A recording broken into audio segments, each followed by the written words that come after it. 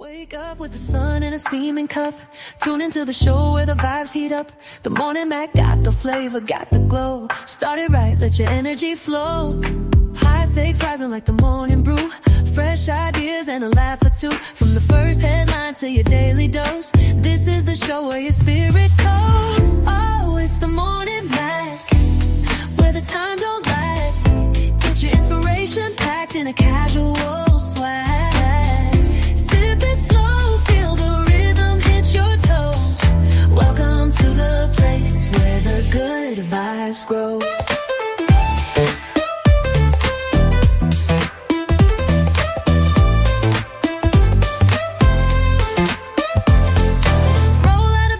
Dreams alive. The Mac got the groove, keeping you in stride. No snooze, just choose to wake up bold. This is your hour, let your story unfold. New ideas with the sunrise spark. Fuel for your fire when the world feels stark. Spinning the tracks of your mental glow. Every listen's a hit on the Morning Mac Show. Oh, it's the Morning Mac, where the time don't lag. Get your inspiration packed in a casual swag.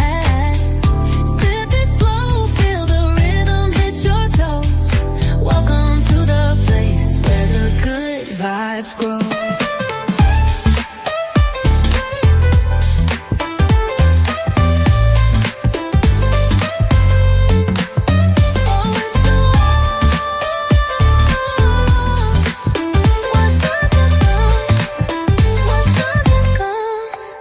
New ideas with a sunrise spark. Fuel for your fire when the world feels stark. We're spinning the tracks of your mental glow. Every listen's a hit on the Morning Mac Show. Oh, it's the Morning Mac, where the time don't lag. Get your inspiration packed in a casual swag.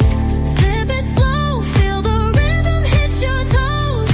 Welcome to the place where the good vibes grow.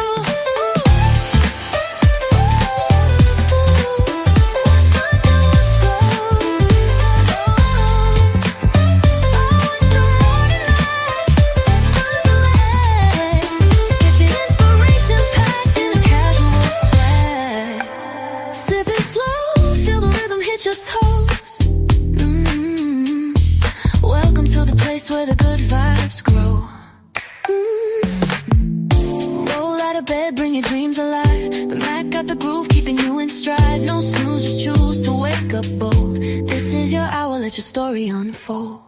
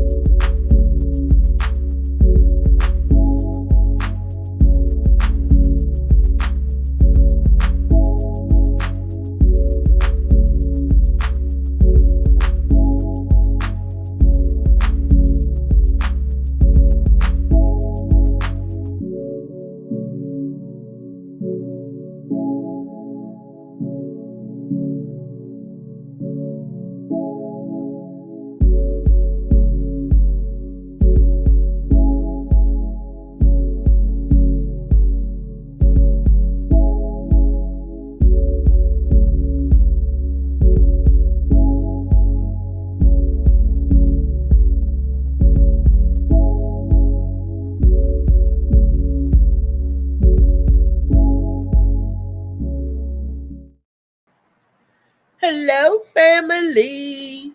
Hello. Grand rising to you all. You know what? It is a beautiful, beautiful, bright day. Don't y'all like it when it snows on the ground and it's like it illuminates the earth, like it gets extra bright outside? I love the extra brightness that's outside, right along with the sun. But too bad the sun ain't gonna be melting that much of the snow. It is 12 degrees outside, y'all. Excuse me.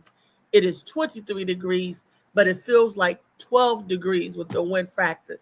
23, 12, same difference. That means you're still going to be cold in a mug. Your butt going to be frozen.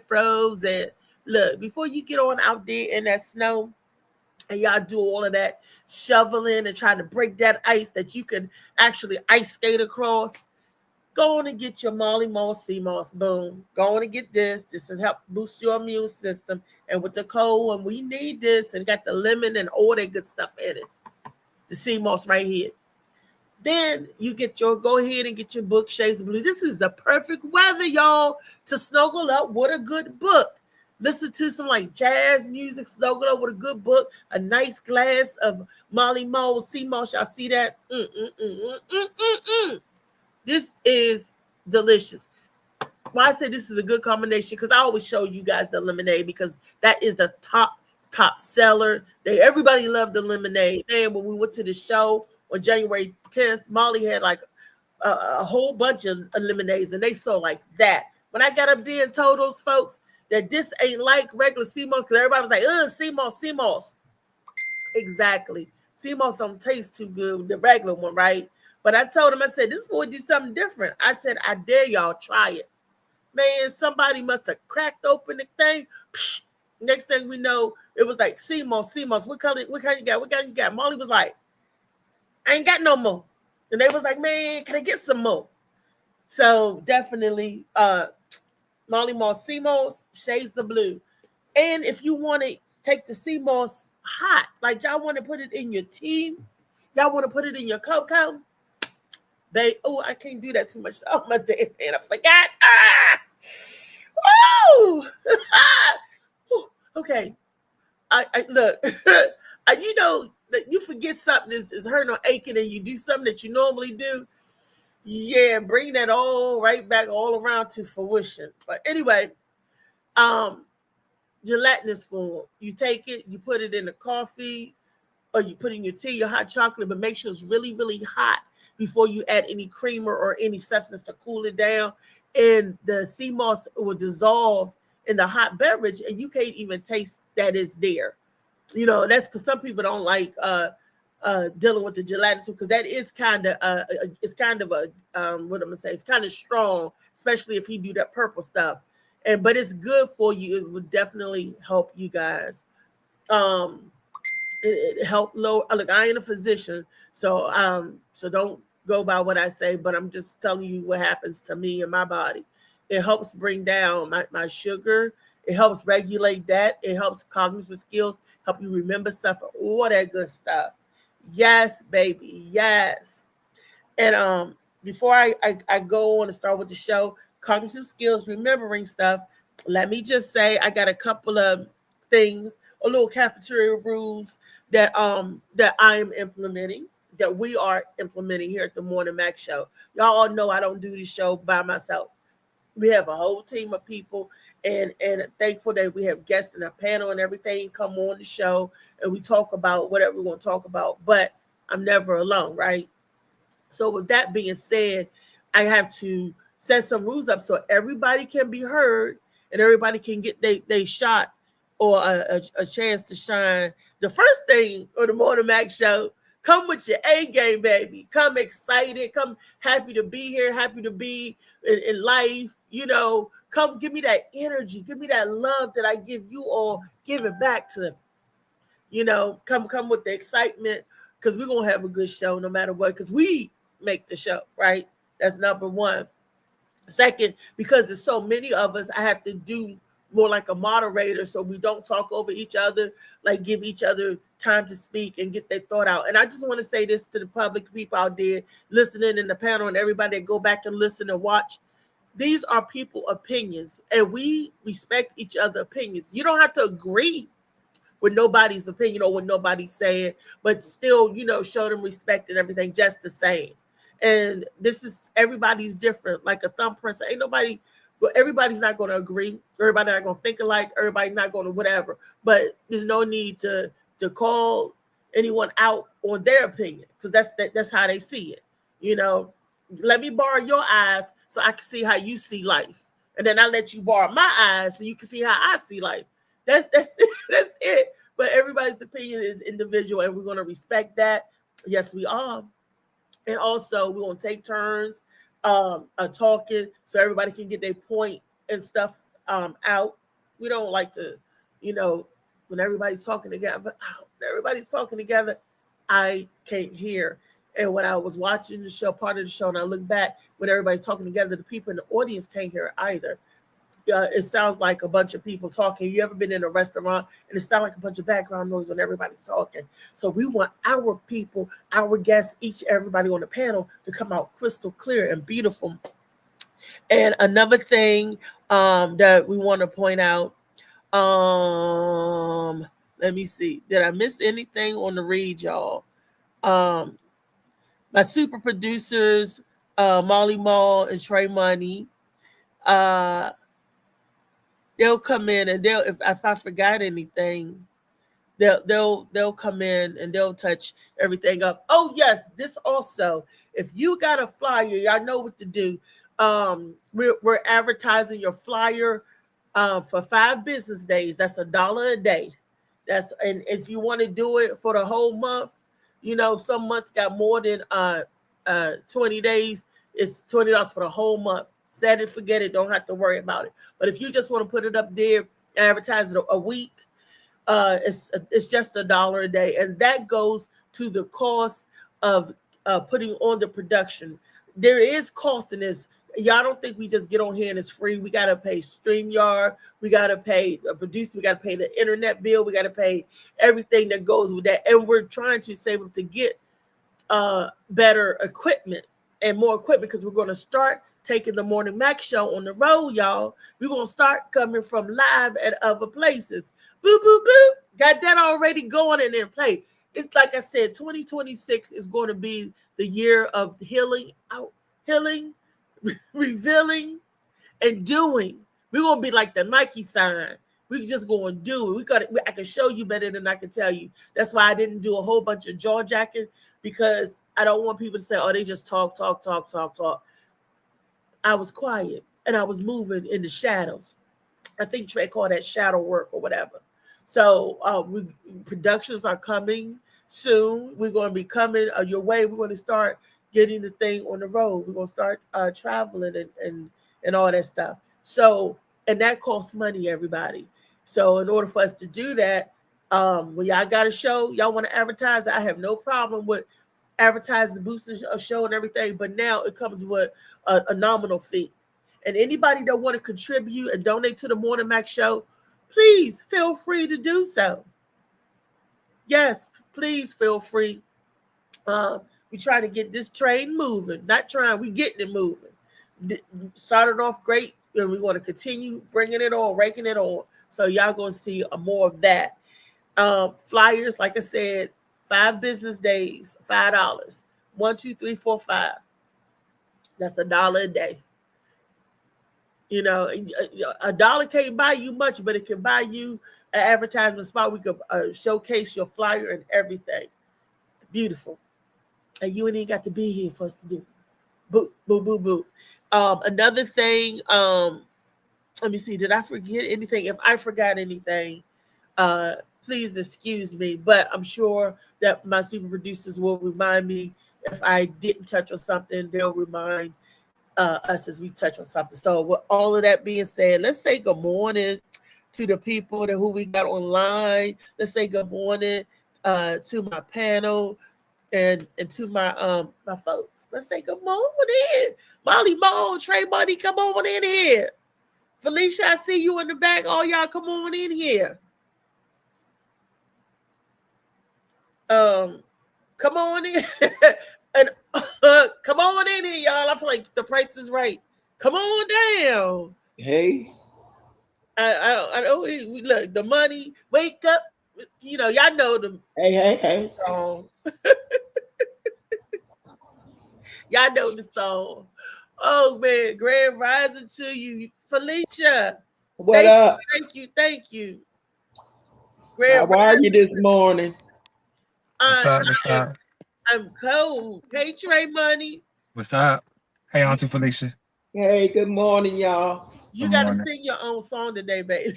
What's up, Misha? What's up? Let's see. I got AQ and Misha in here. What's up, Mish? Hey, ladies. Who I got in so far? Tune into the show where the vibes heat up. The Morning Mac got the flavor. flavor, got the glow. Started right, let your energy flow. They probably won't even see my face today. I don't think I can do it. Oh, I can hit it in the car. Okay. Oh, y'all can see it here. Okay. All righty. So I know we're all in different locations. Felicia's in North Kakalaki. How is the snow? Checking the snow temperature. That shit. Sheet of ice. Sheet of ice. Out here ice skating. Sheet of ice. How many inches did y'all get? Oh shit, maybe like inches. Not a lot at all. What you Maybe get, that's 5 Felicia? inches. We didn't get an inch. It was just a dusting, and it froze. Wow. That's okay. Wow. And I know Trey was ice skating this morning. We said that. Yeah, I wasn't doing too much sliding though. I wasn't walking the dog and all that all around the neighborhood. I put down the tarp so that I could pull the tarp back and there'll be a nice little grass space or whatever. I wasn't doing all that. Wow. You know. Was it heavy? Was it a lot of ice? I know a lot of ice was on that. Oh yeah, if I can stand on it and it can hold my weight up, then that ice is solid. That's a block. Wow. They were saying because it snowed and it stopped and the sleet came and froze over. Yeah, it was pretty much like ice. It was sleet technically, but it was ice the whole time.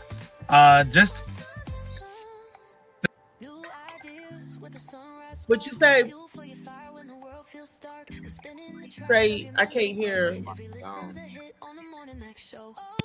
If you're attempting in the past 1 hour, then we ask that you just give your support and stuff in the comment section so it doesn't just throw us off and we don't have to, reiterate on what we were talking about and stuff like that. We ask for your support in the comments.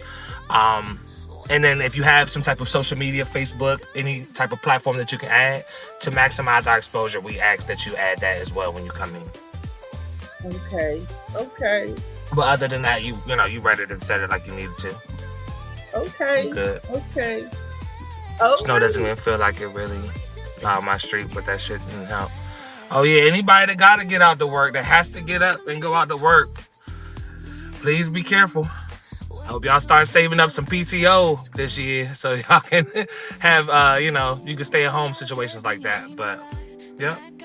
Yeah, and they're closed Prince George's County and the district. Mayor Miriam Bowser did that on Friday. She was like, we're going to be closed Monday, and the OPM, the thing came in from the government, is closed, but you could work from home. But essential personnel that they deem essential got to go in. I don't know about all of that, but I remember years ago, I cracked my hip on ice. I thought I was essential personnel. That's when I was working at the law firm. And I should have known because I got out early and stuff, and I got to work safe, no incidents, no accidents, safe. But I was working out in past Montgomery County. I was working out near Germantown because it's like the light line was like right there off of Redland Boulevard, right? Baby, when I tell you, when I pull in the parking lot and my car was the only one there, right? I was like, wait a minute. Because they were like, essential personnel. That's what in your mind, when they give you these little positions and they mess with your mind, you would say, no, you're not. No, people know you're not essential. Your life and your health ain't worth it, okay? So I'm walking, trying to get to the building. The parking lot, because it's hooded, it's okay. So when I stepped out to the little path to go to the building, like on the cartoons, how your feet just doing like this and you slipping on the ice and your feet just going and you doing everything. I got my little briefcase and I'm like, my purse in one hand, doing a little dance. Baby, when I said I split straight across like the James Brown split, that's what happened to me. And I tore my lower trochanter. If anybody know anything about the bones and stuff, especially athletes, it happens to gymnasts and all of that, people doing flips and splits and all of that stuff, the muscle was so strong that it cracked that hip bone. Because in my mind, I thought I was essential personnel. I was essentially laid up for some time. And when you crack your hip and stuff, there's nothing that they can do. It's like a rib. It got to help fuse back together. Okay, so it's not like they go in and do surgery, put nothing in the cast, they give you a kind of like this band thing or this whatever that you put over, I guess, to help keep your thing together, and then you got to heal like that. I want to say not even a hearse. I don't know what you call it, not a cummerbund banner, but anyway. By me thinking in my mind, I'm a situation person and I got to get out in the snow and in bad weather, inclement weather, you are essential to yourself, people. That personnel stuff that especially they throwing you, you got to look out for you because guess what? The whole time while I was laid up, sick up, worked up, guess what? Work went on. And I wasn't able to go to work. But if I'm an essential personnel, operations was operations. Mm-hmm. Feel me? They went on with the function. I'm the only crazy one home. Everybody was like, why didn't you come in later? Why did you do this? Well, because y'all said I was a person, and I'm like, ain't this about a B? So and now I was young in it too. And I could always do splits, no problem. But the way I fell and the way it did that split, it tore the muscle pulled the bone and cracked it. Because when you do your normal splits, you that way, but when you split and both legs go left to right, just like in the cartoons, yeah, that's not supposed to happen like that. And that's right. And I'm just sitting there, crying, and then the guy that's supposed to salt the area, he was standing on the side of the building smoking a damn cigarette. I was like, I'm like, Hector, you can't see me, you didn't help. And he was like, I saw you fall. Are you okay? And I'm like, no, I'm crying. Mm-hmm. I'm crying. Mita said, if I'm an essential worker, she said, you need to send them people to dig me out, pick me up. AQ said, well, her position, though, like being a nurse and stuff, that's you an essential worker, so you ain't no staying out of nothing. You got to get your ass there some kind of way. Because you got people that need to be taken care of and stuff, too. So Washington Hospital Center, they have a hotel at the top. That's how essential you are, because there's actually rooms that for the essential personnel and stuff can stay. And that snow that happened years ago, that like Armageddon, they was people was digging them out and was bringing the nurses to work and everything that time. And then if you had to stay the night over, they had the room for you. That's how bad it was. Yeah, they do that. Oh, I knew that when I was working at Washington Hospital, they had that there. But I don't know if all hospitals have that emergency. You would think, because that's a good thing to do, because you never know when a crisis or whatever going to hit, or when you can't get relieved to get off your shift or stuff like that. So that's something excellent to have, very true. In hospital. What's that's up, Kyle? just food for thought. And did y'all know that not every hospital have a morgue? You would think that every hospital have a morgue, but some don't. And I was like, who would make a hospital with no morgue when they know people expire? Like people, when people are transitioning and then you don't have a place to store the bodies. Don't that sound crazy? But some hospitals don't. I mean, poor planning, I guess. I guess they're not thinking about certain things. I guess it's poor planning. But all y'all essential personnel, that's my shout out to the essential personnel of inclement weather. Look, and Trader told you down there where he at that he could stand on the snow and it holds his weight and didn't even crack. Yeah, it's bare ice. So everybody be careful. Woo. Be careful. Molly Mall, you know how to ice skate? Yeah, I would just ice skate to the store and back. Are you okay? I'm glad you made it back safe. How was your tracking though? Was it difficult, or was you was cool? My cousin gave me some snow boots to wear, so I was good. Weather was good. I was walking in the street all the way to the store and back. No traffic, no cars riding past. They can't get past. It's crazy over here where I'm at. Yeah. And they couldn't get past nothing. They didn't try. Where I live, got that big old hill. Yeah, y'all ain't getting out. Incidents and accidents. I'm not Woo! shoveling that shit, Misha. Misha asked. She said, "Side hustle. Who's shoveling?"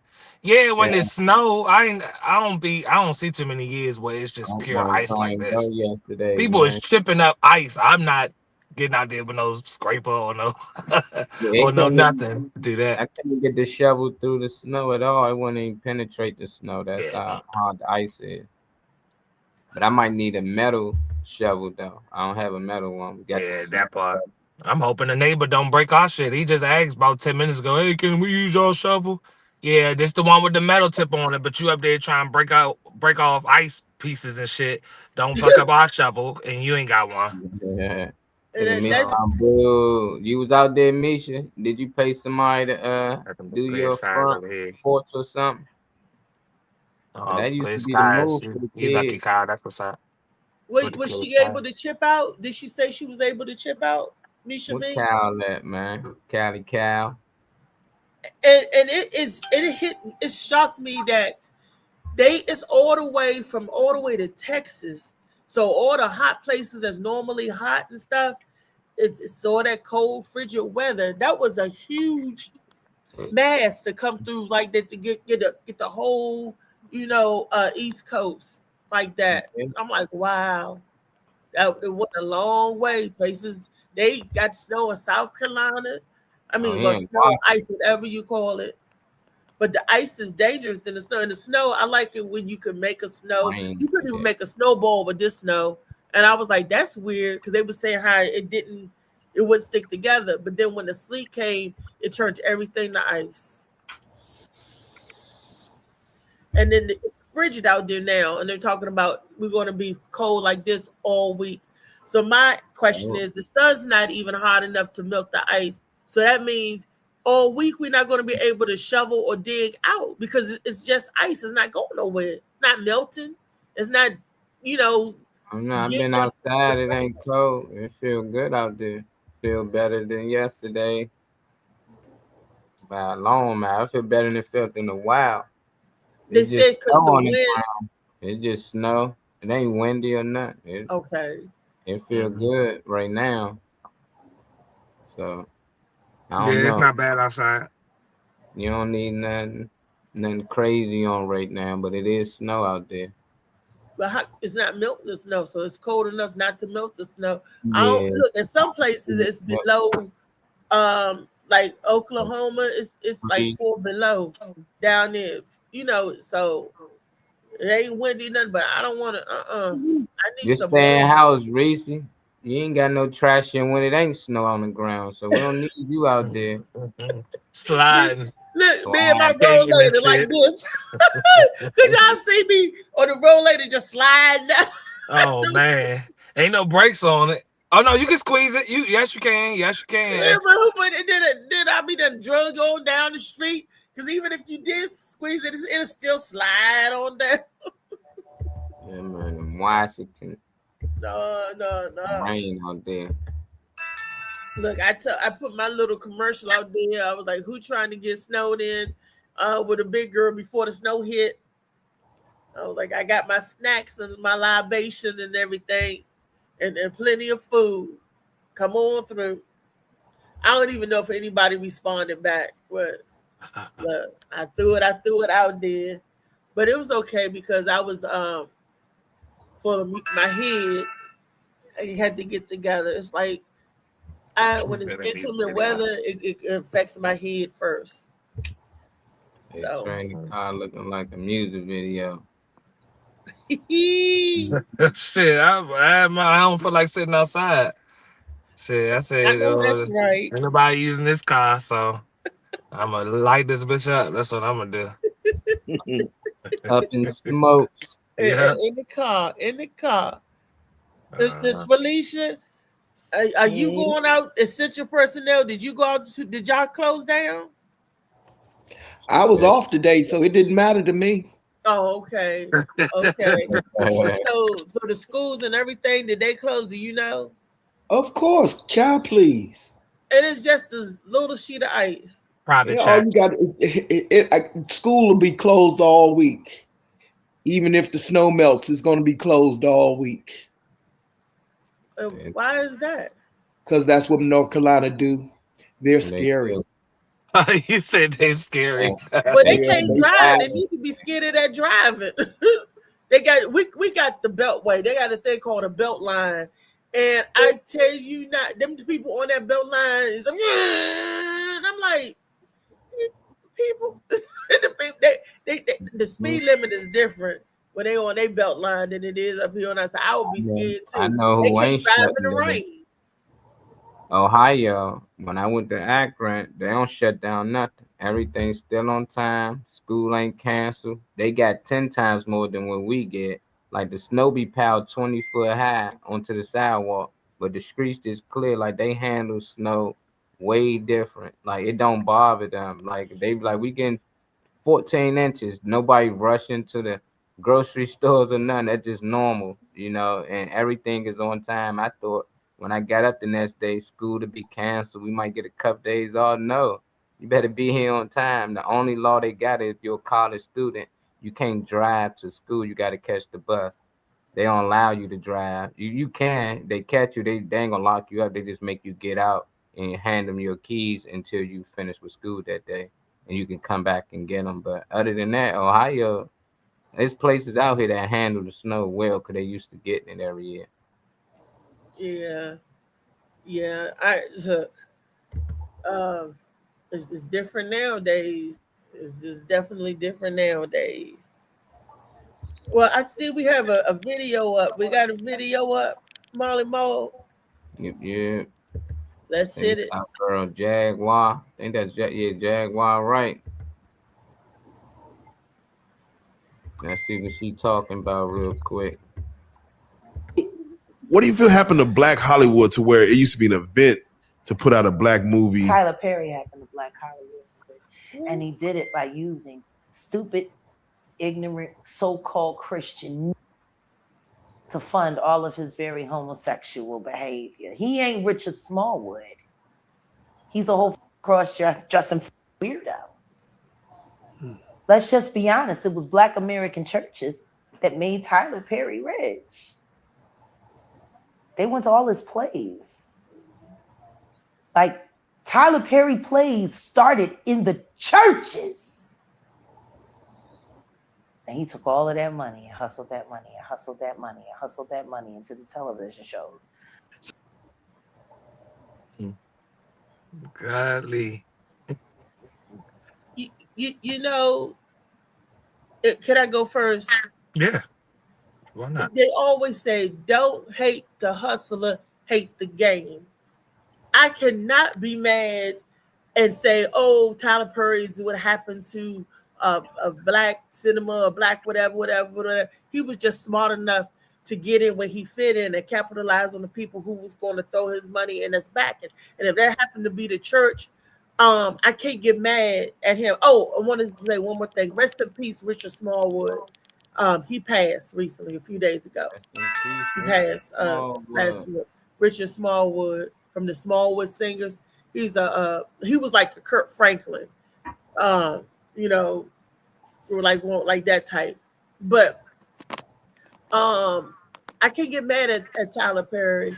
And he hustled hard. He went from living in his car, his journey, to doing whatever he doing now. But he got out there and he had people that backed him. And I can't blame Black Hollywood or Black cinema on Tyler Perry, because there was people doing stuff way before Tyler Perry got into it. Mm-hmm. So, how you going to do that? Blake, no, Jaguar, you wrong in that sense. You wrong in that sense. That ain't what happened to Black cinema. Felicia, I hear you say, what is your sentiments about what she was saying? Don't you think you need to put some of the blame on these actors and actresses who accept the roles that he put down to them? Isn't it their choice? It's not like he's forcing them to take these roles. They're taking it. Why? That's the question you need to ask. Why are they taking these roles? And then want to talk about the shit later. I'm sorry. You said And why they want to criticize later? No. Mm-mm. Okay. And Trey, what were you saying?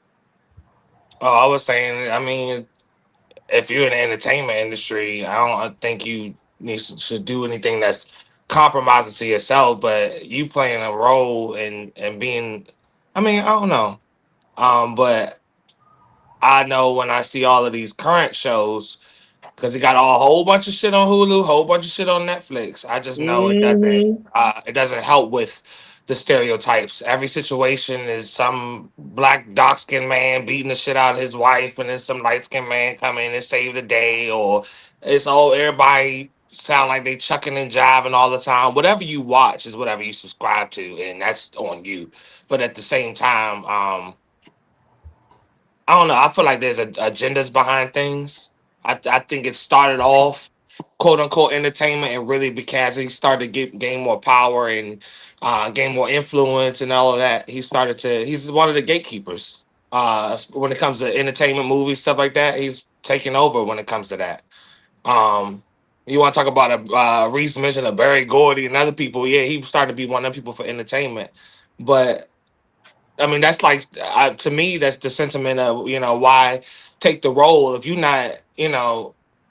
I don't think that's the same as you like. That's like going to a job that you don't like, and the But job we is do. gonna use the shit out of every employee, but you still need a job if that's your field, like whatever field you in. But no, the blame is not solely on him, but I look at people still that continue a certain narrative because you can create other types of material, which he kind of does, but it's always around some domestic violence, some drug usage, some thug shit.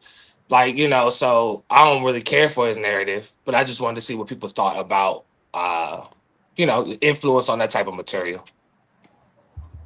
Why is it when a black person does it Hold on, real quick, it's Monty. something Hold on, Wait a real wrong? minute, quick, wait a Monty. minute, wait a Somebody minute. slide Hold on, because hold on. somebody. Got the flavor, got the glow. Started right, let your energy flow.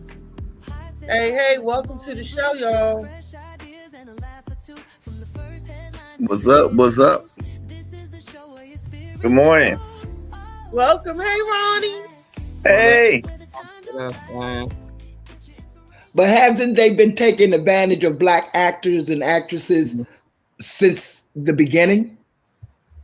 Why is it different now? I guess people starting to speak up about it. Back then, yeah, people ain't that's nothing, and now people saying something. They saying why y'all saying something because people used to allow it to happen back then.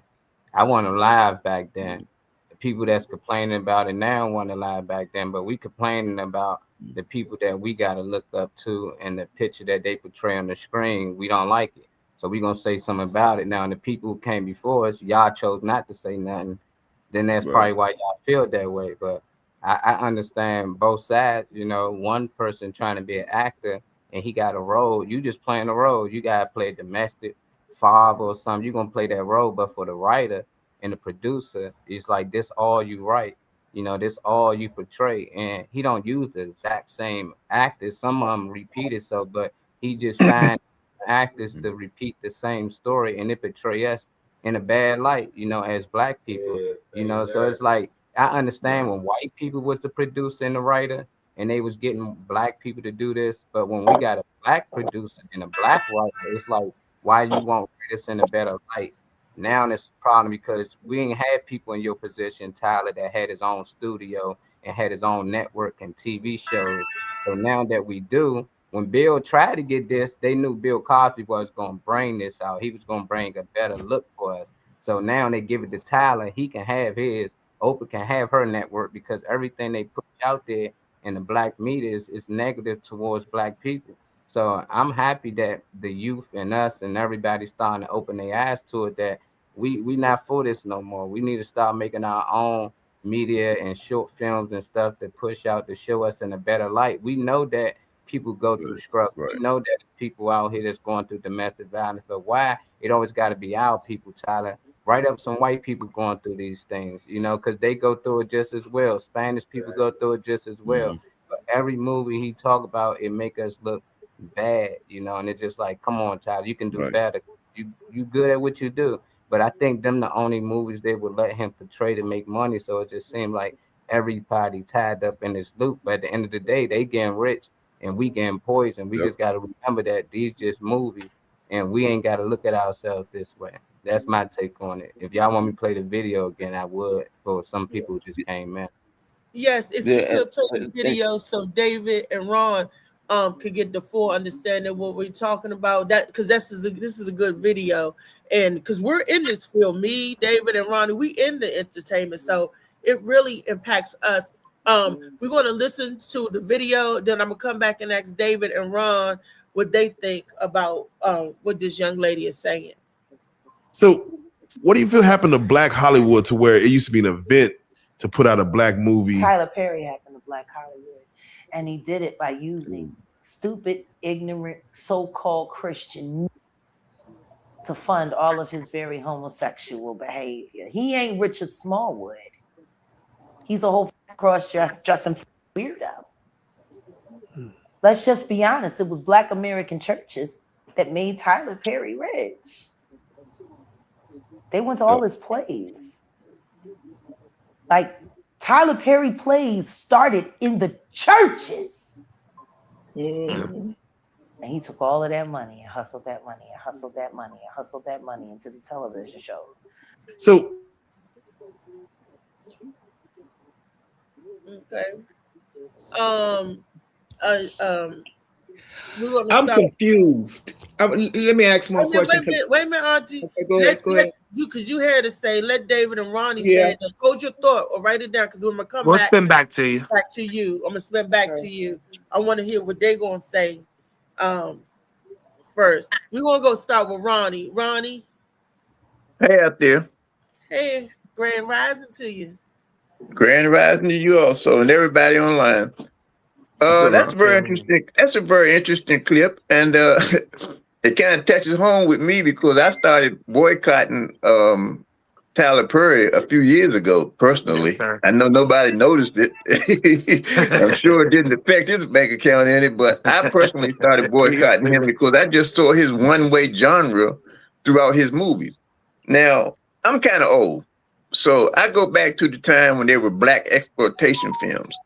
And I can remember when Bill Cosby was literally begging the black community to stop supporting these black exploitation films because he said in 10 years, all the actors that was acting in it would look back at their work and be ashamed of it.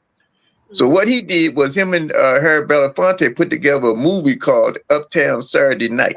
I don't know if any of you ever seen it before. I got the VHS right here. Yes, I do. And the reason he put that movie out was he wanted to show that we was able to act, be funny, have drama, and be positive without exploiting us and without making us look like nuts and idiots all the time. And it was a very successful movie, but they wouldn't allow them to do any more, you know? So years go by and we indoctrinate ourselves into Hollywood. We get whatever roles we could get. There's a few standouts. There's Denzel, of course, he can stand out because he can act.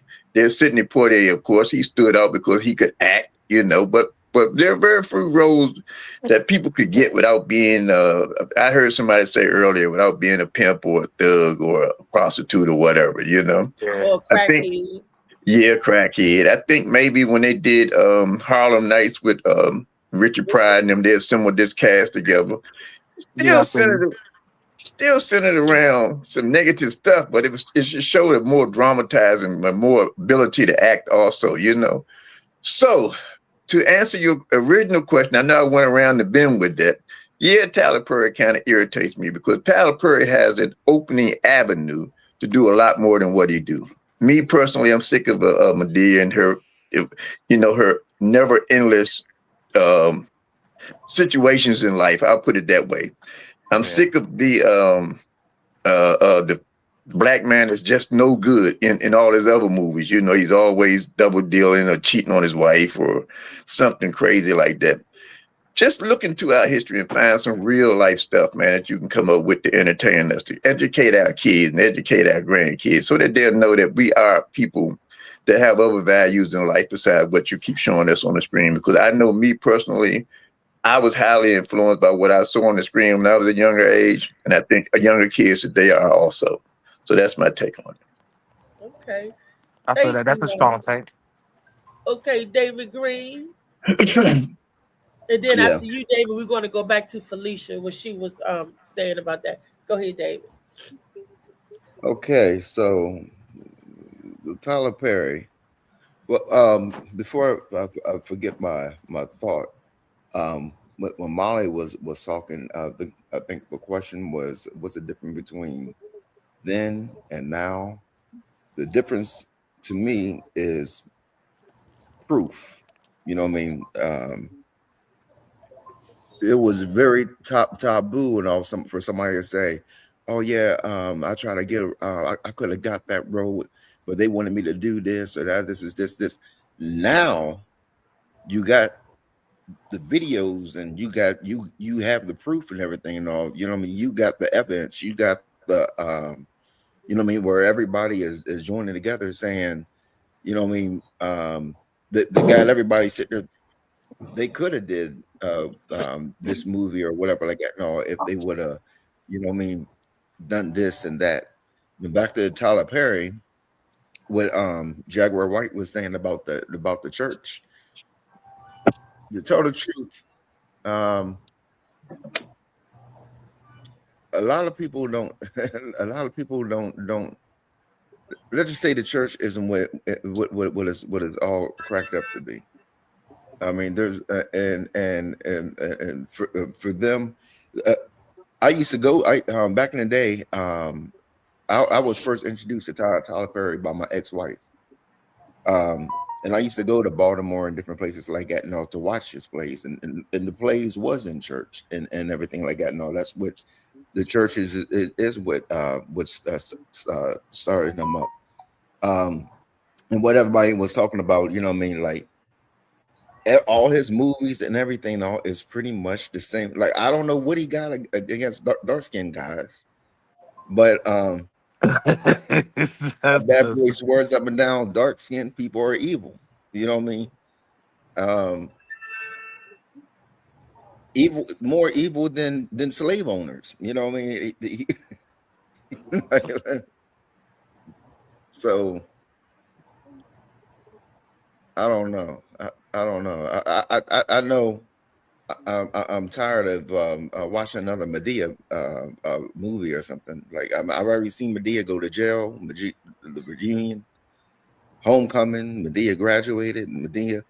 I don't know what else Medea could do other than die. Other than die.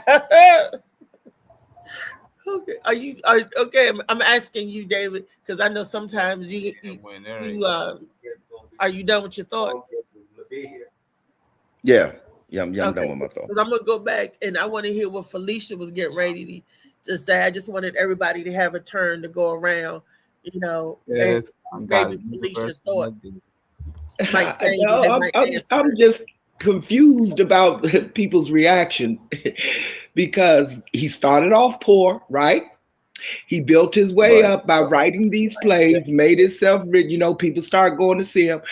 How did he become a billionaire if we did not support him? So evidently, there's enough Black audience out there that wants to see him continue because they're not offended by it.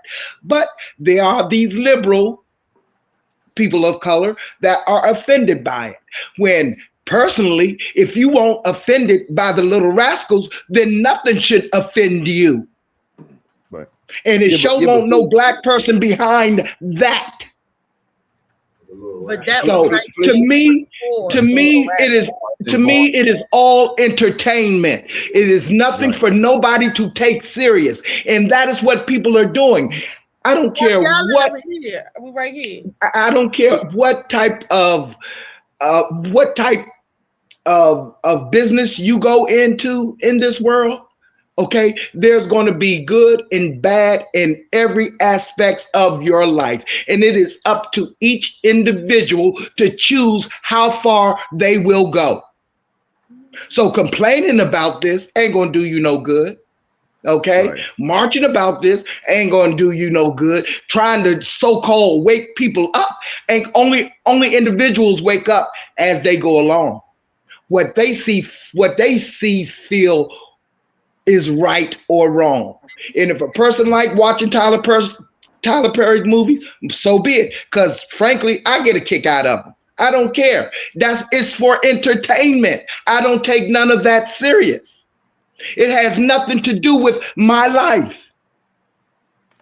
So why people get upset about it is far beyond me, when you should be upset about way far more than that. Right. Right. That's Felicia, what,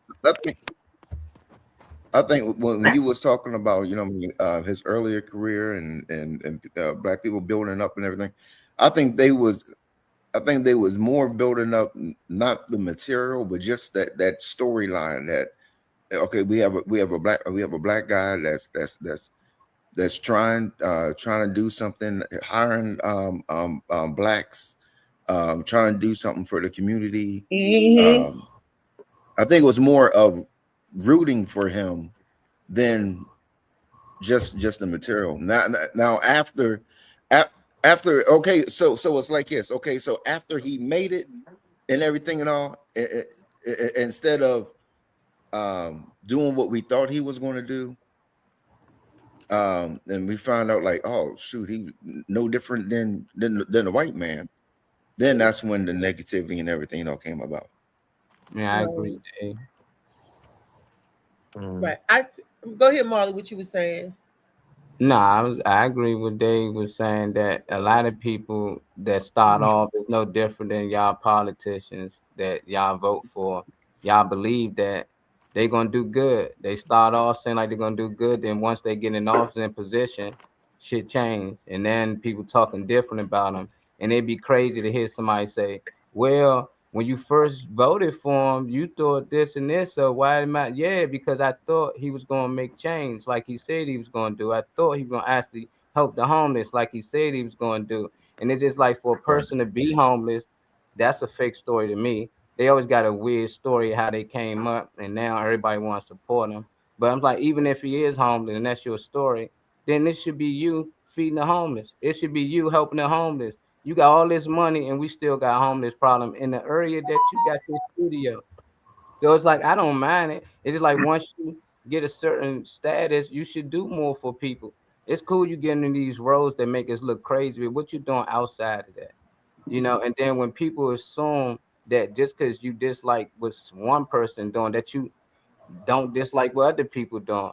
Yeah, I dislike a lot of movies. I discredit a lot of movies. Definitely Lifetime. I seen Louisa put that. I told my daughter you can't watch Lifetime no more.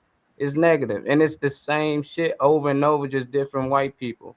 So it's just like people assume when you attack one issue that, oh, why you attacking this issue when there's 1,000 other issues you should attack? What made you think I ain't attacked those issues? I ain't get to them yet. But why they got to take away from this one? That's like hearing somebody, oh, they killed somebody. Well, the white man killed somebody. Well, they raped somebody. Well, somebody else raped somebody. Well, we talking about this individual right now. And when people bring up old stuff, when I wasn't around or I was young and I couldn't do nothing or be vocal about it, that's what get irritating, because that was y'all time to speak. I don't want to hear about the Little Rascals. I wasn't around when they created Little Rascals. What did y'all do at that time? How did y'all portray that movie? Did y'all speak up? Did y'all go against it? Or y'all continue to watch it and y'all let y'all kids and grandkids watch it? That's why we my grandkid, no, I didn't let them watch that. I love the Little Rascals. I love all the Tyler Perry plays. I just ain't like that. I ain't see it change. It's like anybody else. You see him come out of jail and he start doing the same thing. He didn't change for real. He probably put on the face to make it look like, yeah, let's help him out. He just got out. Let's help him get on his feet. He trying to get a job. And then if you turn around, he doing the same shit. It's like, yeah, we thought so. But now when we see something different, do we continue to support it? Because what he used to do? Like, nah, I agree with Dave saying. In the beginning, I was all for Tyler Perry for his plays and everything. But as time went on, I started to see they got you too. And he probably was for good. He probably was really for the people. But it seemed like once they get so far and deep, they're not allowed to do certain things. And he's just like, forget it. I just take what I got. They're going to make me do a couple of things. But that's better than being homeless. That's probably how he feel from where he came from. But his movies is just the worst these days towards our. And if TV shows and stuff. It don't bother me to the point that I'm going to get mad. But I just don't watch it.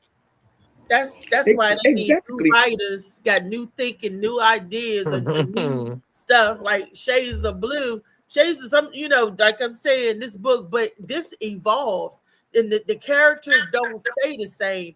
And I think that's what I hear you guys saying, how we thought that he was going to evolve in this great person, a champion for us, for the people, by the people.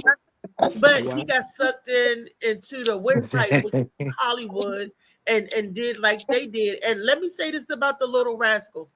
Little Rascals is 1924, 1934. Everybody that watched the Little Rascals, not unless you're watching the syndication back then, mostly all of them is dead now, because like I said, it came out in 1934. And in that, watching the Little Rascals, you were allowed, that was the time when they called us jigaboo and picking in these 2-hour faces. So that's why it was broadcast like that. When you go back, the little jigaboo. And this is my point. You didn't get offended by it because then. That was the time, and they wasn't woke then. This is what I. But you gotta remember. And wait a minute, let me finish. Back then in 1924, roles that was created for Black people was maids. We played service. We didn't have any prestigious roles in 1924. That was the role that wasn't the Black authors wasn't out there like that. That was the white people letting you get in a little bit, and then when they let you get in a little bit, you was Mammy, you was Stymie, you was Buckwheat. You was Black Okay, now what has changed? What has changed is what I'm saying. Now we have these Black writers and all these Black actors and all that. And what are they doing? Aren't they basically doing the exact same thing? And that's the point we're making today. Yes, they're basically what they're doing. They're poking fun at the Black community, using the Black community to gain prosper from it by poking jabs at the Black community. Now, what's the difference in a writer taking jabs at the Black community and a comedian taking jabs at the Black community? What's the difference? Not a difference. It's not even about what the difference is if we're not the ones that's producing that type of material or that type of mindset. It's about. But what I'm saying is, it's all about entertainment. But I just don't understand where the line draws, because entertainment. I don't understand where the line draws, because I listen to a lot of the sentiments on here and I pay attention and retain a lot of everything from what y'all say. And I just don't understand how we talk about the effect that it has on our younger generations and why the younger generations are everybody wants to be a drug dealer, everybody walking around in a ski mask, all these women want to shake their ass and be out there and provocative. I don't understand how. I would like to finish. I'm sorry. It's all good. I'm just trying to understand where the line draws. It's not about anger. I wish that Black people stop themselves from or stop stopping people around them from speaking on something and taking it from a place of anger or pointing someone out specific, like one person just controls the whole narrative. Like, we haven't seen people in blackface. Like, we haven't seen some of these, caricatures and the dude on the oatmeal box and Uncle Ben and all that type of stuff. You like Aunt Jemima and all that type of stuff. I'm just trying to figure out what space are we in, or what space can I walk into where the conversation could be had without it being from a place of anger? Because I know people don't want to go against the grain when it comes to pointing out someone that looks like them, that has the power to put out these narratives. But at the same time, I'm just trying to figure out where the conversation can be had at. Because I'm not angry about anything. I can definitely just hit the button on the remote and pick something else on Hulu or pick something else on TV or Netflix. But it doesn't make it okay. All these sexy raids and all that out here that's coaching y'all grandchildren and all of that, nieces, nephews and stuff like that, on how to live the trap lifestyle and how to trick out for men and all that type of stuff. I just don't understand why we can't speak on it without it being from a place of anger or assuming someone's angry because they address it. Mm-hmm. Now, I think that the music industry has a bigger effect on our youth than the movie industry, because they want to be like these singers, these rappers, these stars, these celebrities. They ain't thinking about being about Tyler Perry, being in one of his movies. They want to be a dancer. They want to shake their tails and do all the things they see in these music videos. these rappers doing. That's the behavior that they are imitating. They're not imitating these actors, they're imitating these singers. Okay. Never heard anybody separate one piece of a whole puzzle and just look at one piece as if the pieces don't No, come together to make the image. to But me, I feel you. it is all entertainment, is what I'm saying. All of it. I don't care. The celebrity, all of it is about entertaining you. It is not about you getting serious about it or you wanting to dance like It's them or called you wanting to be conversation. like them. It's called Mm-mm. conversation, not anger. No, So, I just think that we conversation. just thinking as adults and not thinking as kids. Like I She's really not like. angry. That's just how I she think talks. at that. No, I no, I'm think talking No, about I'm not myself. Like, angry. it's not. No, I'm is talking my about mic myself. on? That's my point. Why are people getting angry over these things? All a person can do is control themselves, their children, and teach them what the TV shows you. You don't want them copying nothing the TV shows you. You better show them what's going on inside your house and the Yep. rules and regulations that you put down inside your house. All that other stuff is Yeah. entertainment. Understood. Get your life together. Understood. I get that, but All that at the mess you same see on time, I just TV don't feel is like. not going to prosper I you. don't know. Conversation should be had. You know, we can congregate on a lot of different things, but I feel like no conversation should be shut down. No conversation should be assumed to be anger or pinpointing or blaming or anything. We And need see, these that's type of my talks, point. so they need to happen. That's that's Phoenix said, at the end of the day, it doesn't matter who does what in the entertainment industry. If you're not teaching your children and community anything different, then they will bingo. follow the leader. Exactly. I agree. The same sentiments with the schooling system. Don't let the school raise your children either, because we do Bingo. one thing and we be focused in one area, but the other area we be like, oh, the school got them. You know, so if we doing all that together, then that works. And it's not about influence. That type of material got the older folks in the chokehold. The system got something for everybody. You know, so maybe if the Mhm. kids are not trying to be this person, doesn't matter. If we stop, Yeah. like Misha said, if we stop going supporting resources, stop, and have these parents is taking their kids to these Sexy Red concerts, Drake concerts, and everything. If we stop supporting certain things, they will end. They'll figure out a new way. Just like if we pulled our money from Target had to try to figure something out. These entities had to figure something out because we start pulling our money away from them. People will switch up if you stop, generally supporting. So I think that's what the Stop conversation feeding should the encourage. machine, basically, Yeah. is what you're saying. Stop feeding Yeah. the machine, because eventually it's going to run out of gas. But if we keep taking our money, putting gas in, and keep filling it up, that machine going to run, and it's going to run right over you as a person, as an individual, as society, as a community, as everything. So what everybody is saying is like basically the same thing. Everybody is agreeing on the same thing, but they're just expressing it in different ways. Molly, what you think, Molly Mall? I know Molly is off the screen for a second. I don't know if he stepped off. But for Okay. the moment, I'll read some of these comments that I see because I do agree with some of the sentiments that I see on here. Phoenix said, at the end of the day, it doesn't matter who does what. I'm sorry, wrong one. Each individual has their own line or own lane, I think she was trying to say. Mhm. What offends one person will not offend another. If you want to be real, we shouldn't watch television at all because there will always be misrepresentation.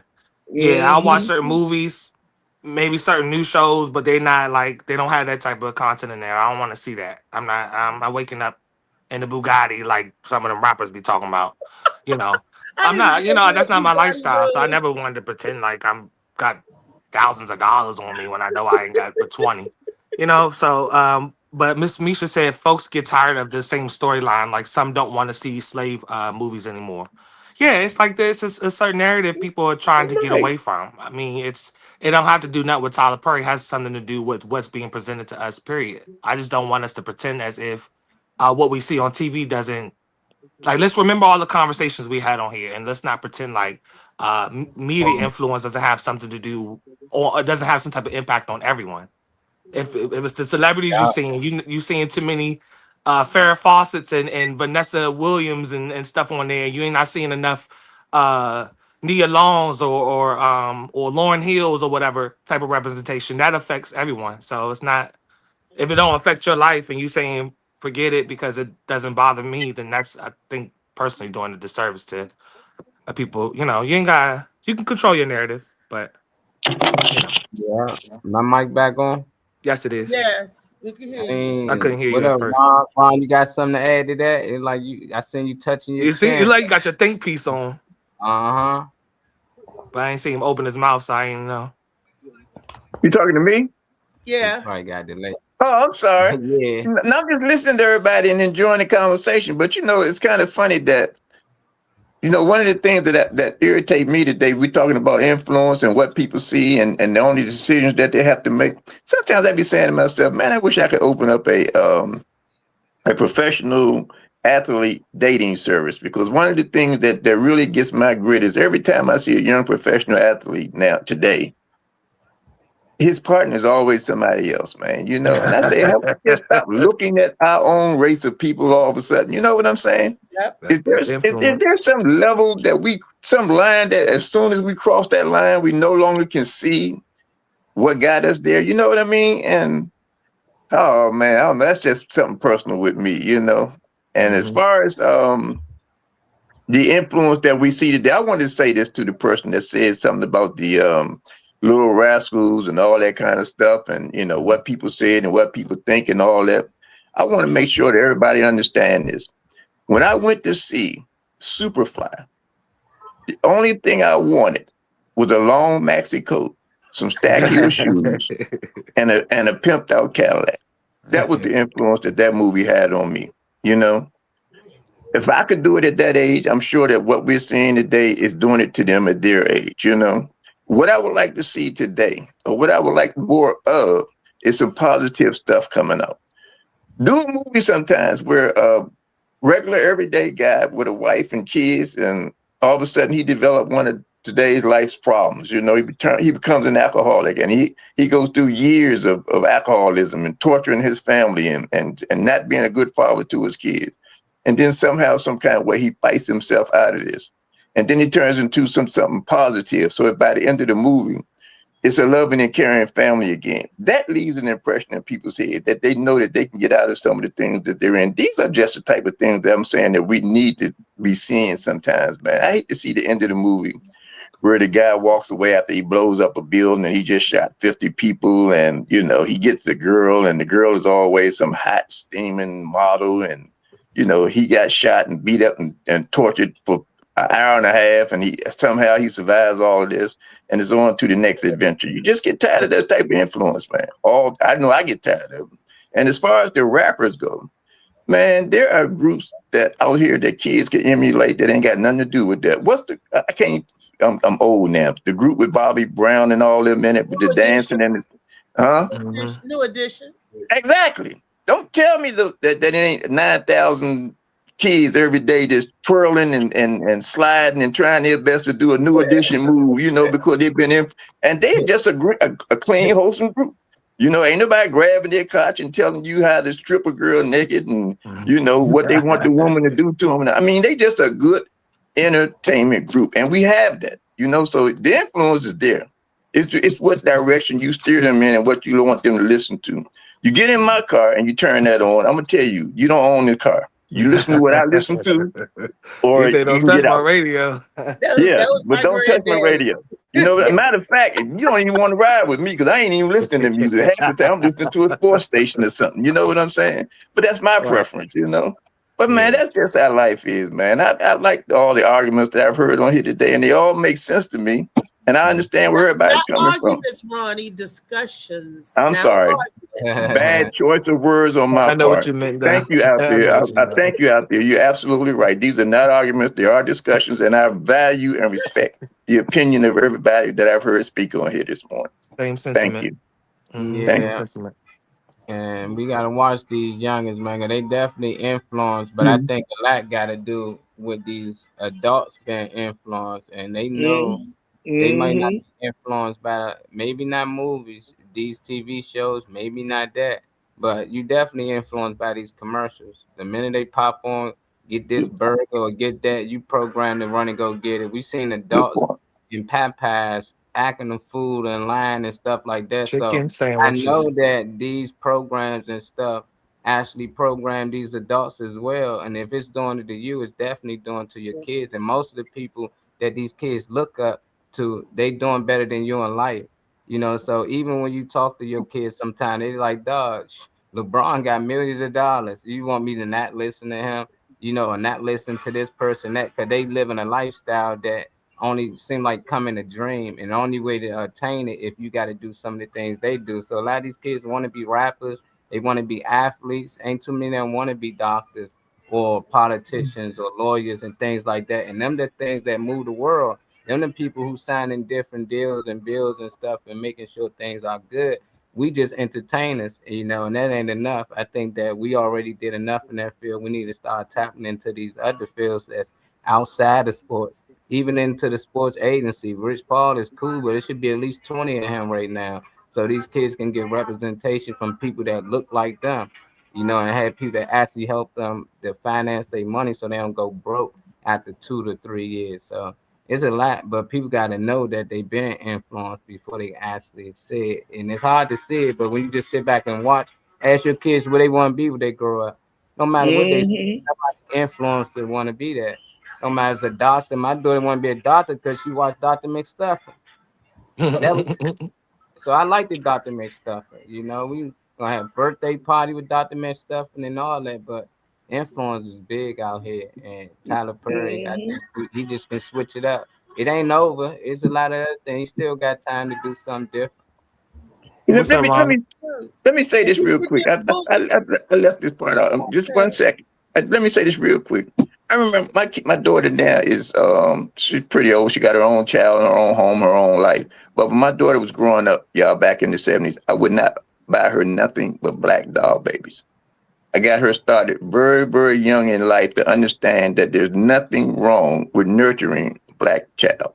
And to understand who she was and what goes on. It got to the point where other family members would not buy her gifts because they would question would I allow them to give it to her, you know. And you know, one day when my daughter was in her 20s, you know, my daughter came to me and she said, Daddy, I remember you always gave me black doll babies and you tried to enlighten me and tell me what was going on in the world. She said, and thank you. That made it all worth it. That's nice. And I didn't, you know, but I just wanted her to understand that we are regular human beings just like everybody else. And you don't have to walk in the store and the first thing you see is Barbie. I didn't want her focused on that, you know. So I just wanted to add that part in there too, man. I ain't mad at that at all. She said, Phoenix said it may be a heated discussion. Well, it may have been, or may turn into conversations like this may turn into heated discussions, but they are discussions nonetheless. Ms. Kalani said, I can say one thing, always strive to be a proactive thinker and not a reactive thinker. Right. You know, that is so true. Look, if they get this book and get the other ones that's going to be released this year, the part 2 is coming this year, then this is something different. And that, you know, it's a different writer, different mindset, different environment. It's something different to bring new to the public. I want to say 2 things. The first thing I want to say is I want to give my love and shout out to my cousin Z. She was so very Afrocentric, and like Ronna said, what I'm gonna share this with y'all, and I don't care if you talk about it or whatever. I was going to say don't judge me, but I'm at the age I don't care if you judge me or not, but I'm gonna say it. I used to want to date and want to be with white men. Hold it. That's because that's what I saw on TV. That's who I fell in love with. Elvis Presley, Greg Brady, Jake from 16 Can. That's what they portrayed in the media. So you being a little black girl, it was not a whole bunch of black men that you could say, oh, I want to grow up. I don't want to grow up and be Stymie's girlfriend. I didn't want to grow up and be Buckley because they didn't have the, you know, the money and all of this. And I didn't want to be a hoe. So I didn't want to be the Superfly girlfriend. I didn't want to be, you know, none of that. So the white boy is what I geared to, even in the music in the 80s coming up, in the 70s and 80s, music was totally different. So it wasn't until I started getting into myself, my skin, my folks, my people, that I started loving the skin that I'm in, my color. I found out that ain't nothing wrong with that. Me and my aunt was having a conversation the other day because she said I was a weirdo. Everybody else listens to R&B, jazz, and here I am listening to pop rock and heavy metal and all that stuff. Doing like, and it was like, she different. Nobody don't know where it came from, don't know where it nurtured from. It came from what I saw on TV. Came from Wayne's World, Party Time, Excellent. It came from all of that. It came from DC 101. I used to listen to Nino Grease Manelli in the morning, the Grease Man, getting ready. I'm in 6th grade. What the hell I'm listening to? And he was so racist, and but I didn't get it. But listening to the stuff, you know what I'm saying? Mm-hmm. And that's I got into my cousin. She sat me down. She was like, "Listen, girl," and she gave me my A's and Z. She gave me, she helped culture me, help make me be a free thinker. She helped take the scales off of my eyes.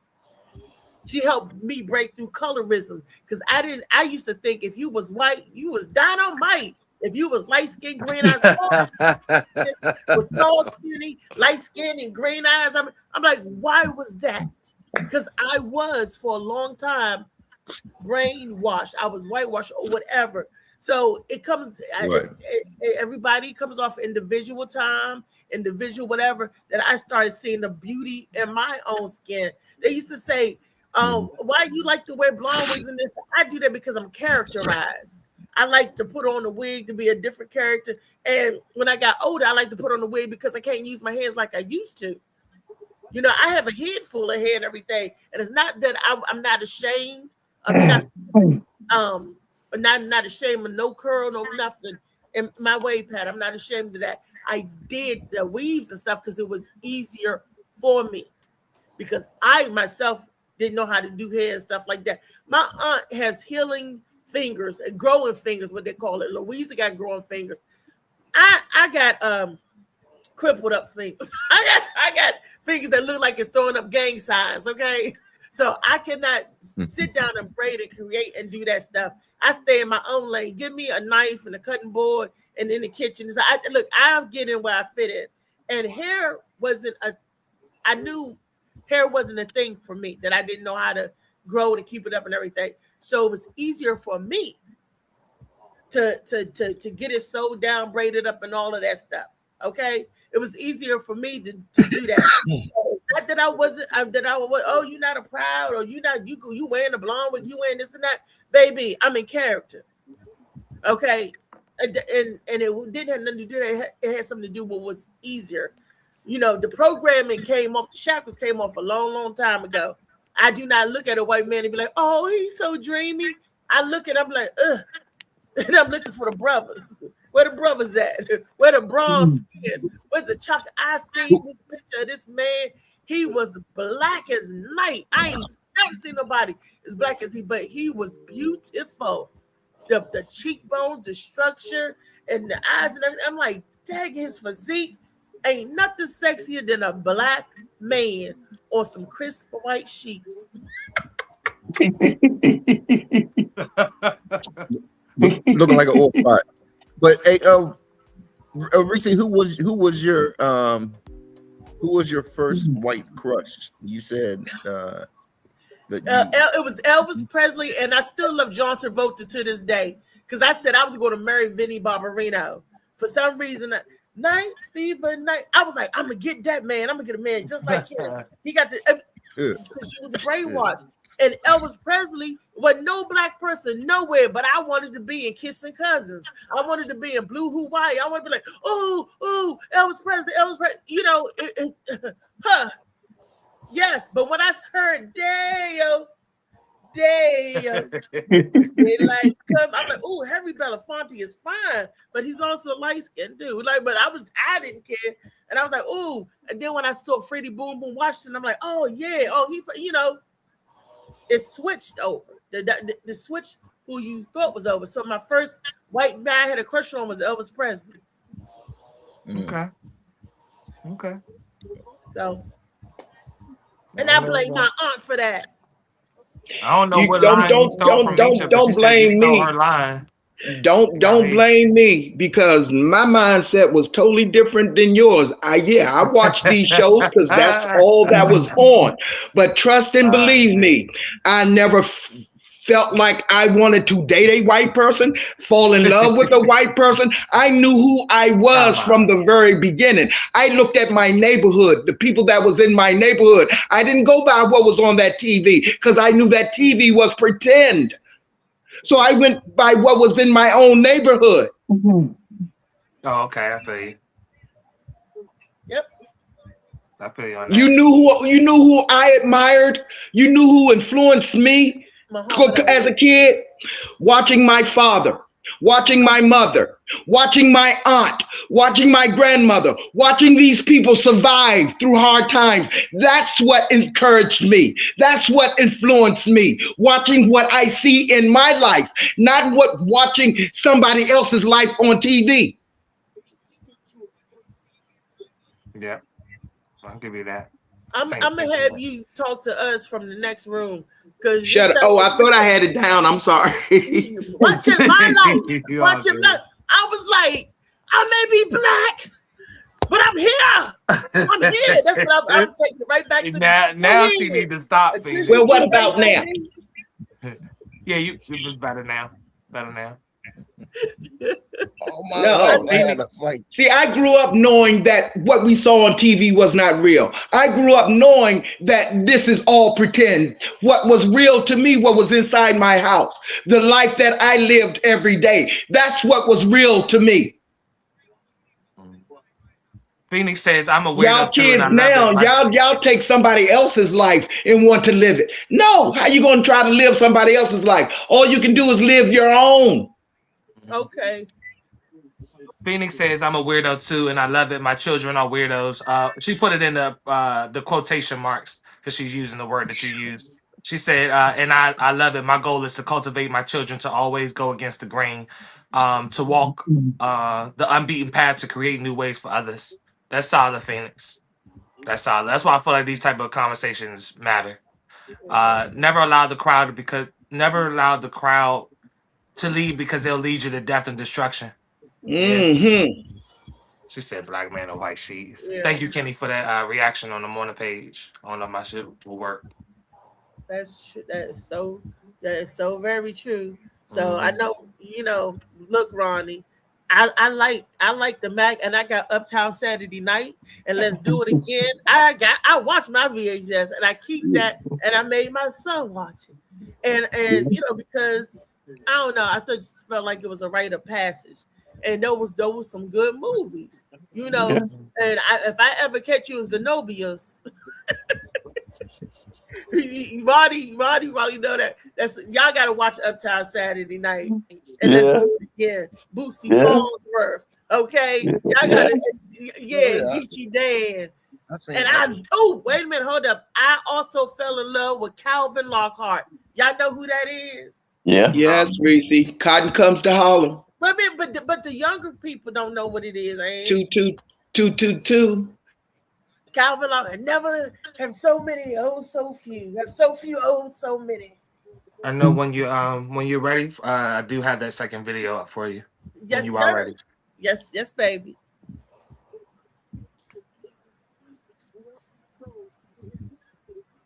Conspiracy theorist or nothing, but did y'all notice how the government was talking about that nobody was spending enough money since Christmas and the economy was down? And then next thing you know, we was having a mystery winter storm and everybody had to hurry up and go to the store and buy a bunch of groceries real fast and spend up all the money that they didn't really have to stimulate the economy. Right after the stock market had crashed, then next thing you know, inconveniently the storm was supposed to be further south, and so they had everybody in the southern parts of Tennessee and everyone buying up everything, and then the storm suddenly moved further north, and so they had everybody north buying stuff, and it's just a coincidence that they was complaining about how nobody was spending money, and then that the stock market had crashed and everything, and then next thing you know, we was having a winter storm, and then everybody had to buy up everything, and all the groceries had sold out, and everybody spent all their money up on a bunch of stuff to prepare for a storm coming. Isn't that funny? I mean, That's the end of the video. Now what I find is crazy. You said what? what I find is crazy how there was people saying that in Florida it was 30, 40 degrees. And like Texas and different places like that and all, it snowed. And then there's different videos and stuff and all where they're burning the snow and it's just like plastic. It's not even like real. It's not even like real snow or whatever. Yeah, I was gonna add some of them videos to. I didn't know if I wanted to make it a Monday Madness Wellness Wednesday because I seen plenty of them people like reaching out into the even the texture of the snow out here. I'm standing on. I never stood on any type of icy snow or whatever that held up my body weight. I weigh 256 pounds. That's a lot of weight to be standing on ice and it not give. But that I stopped messing with this. Ain't no snow cones on in the second snow no more. I'm not messing with this type of snow. All them chemtrails, all that type of stuff going on. But yeah, I mean, the fear mongering is the reason why I spoke on it. It's seeing a lot of these grocery stores. If there's a storm that's coming, unless it's a hurricane, we're gonna have our power wiped out and stuff. If you're talking about a foot of snow, foot and a half of snow, I don't need to run to the store to go get salt. I don't need to go buy stuff I don't normally buy or hoard stuff out of fear. It's the fear mongering, which is the reason I wanted to put this video up because some people are prepared. Like you have the basics in your house, you should be good. Like you should have canned items. You should have items that are good to eat without having to put in the refrigerator. You should already have the mindset of having 3 or 4 cases of water. You're not gonna go through all that water in a couple days, 4 or 5 days. If you live generally in this area and you always lived here, unless you're someone that's new to snow and new to these like all these crazy elements and stuff that we have in this DMV area, that's not new. I'm not saying everybody's running to the store to go hoard up everything, but the fact that the shelves are clear, for the fact that people can say things, and they've been doing it my whole life. People have been running to the grocery store every time it says the storm or something coming. Everybody's been running and clearing all the shelves my whole life. I'm just wondering when the people that are still triggered by stuff like the news and news reports and go run to the store, clear everything out, and then you don't have the same type of weather conditions they was talking about. There's no foot of snow. There's no foot and a half of snow. I got like 5 inches of snow at the most. That's a regular snow. It might be weird, but it's a weird fake snow, but it's a regular snow. So, Reese, I want to start with you, and then Ron, if you want to, Mr. Ronald, I'm sorry, if you want to respond to that too, you can touch upon that. They do it. They do it with panic. They do it with they get you with flus. They get you with weather. They'll get you with any circumstances outside your house to panic the people, and it is to help boost the sales and stuff. If they ain't getting it, they say, "Oh, we got to create some chaos. We got to get them running to the store." I don't know if y'all remember a couple of years ago where they kept calling for snow. People panic, run to the store. No snow. Then they say, "Oh, it's coming this day." So the next week go by, they run in a panic again. And it's people greed because they have enough to get by the greed because you do your regular grocery shopping. This is extra greed because they want everything now that they see. They buying stuff they probably wouldn't normally buy. Oh, I don't eat this, but since I'm gonna be in the house locked up in there, let me get these donuts or let me get this. It's chaos. It's panic, like you said, fear mongering, and it's like, oh, there's a shortage on something. If there's a shortage on something. Look, we went to the store Friday to do some regular old grocery shopping. We couldn't even find regular stuff because the stuff that everything was on sale, all the eggs is gone. All of this is gone. I had to end up spending $4.59 to get some EB eggs because all the rest of the eggs and stuff, everything was gone. I had to end up getting some bread that I don't know, another week kind of bread I don't normally get because all of the other fresh stuff was gone. Now, this wasn't stuff to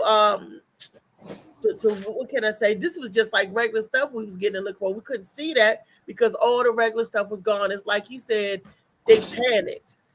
You couldn't get certain stuff, that everything was out. And I was like, this is in the stores, it was crowded.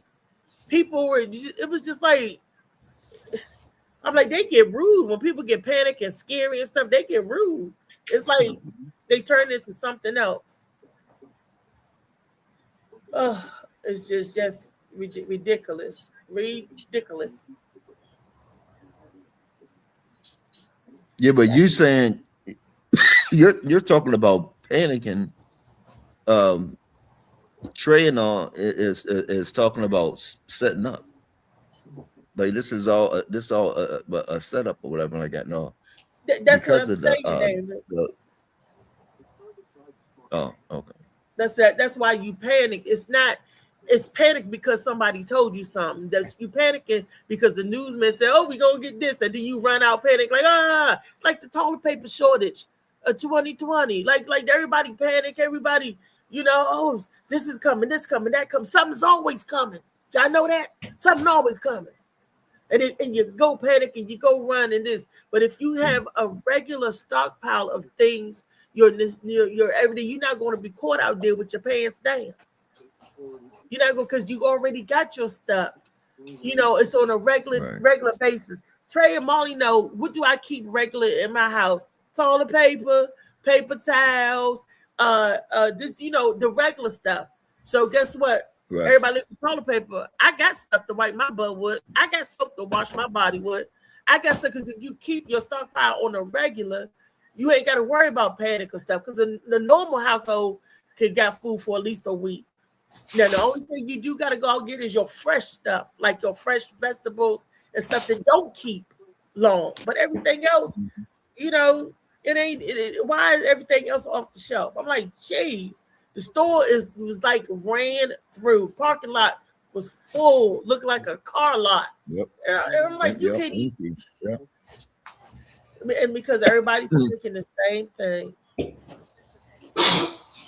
You touched on something that was, I thought nobody else noticed, but I did today. I got up today and I looked out my bedroom window and I could see my backyard.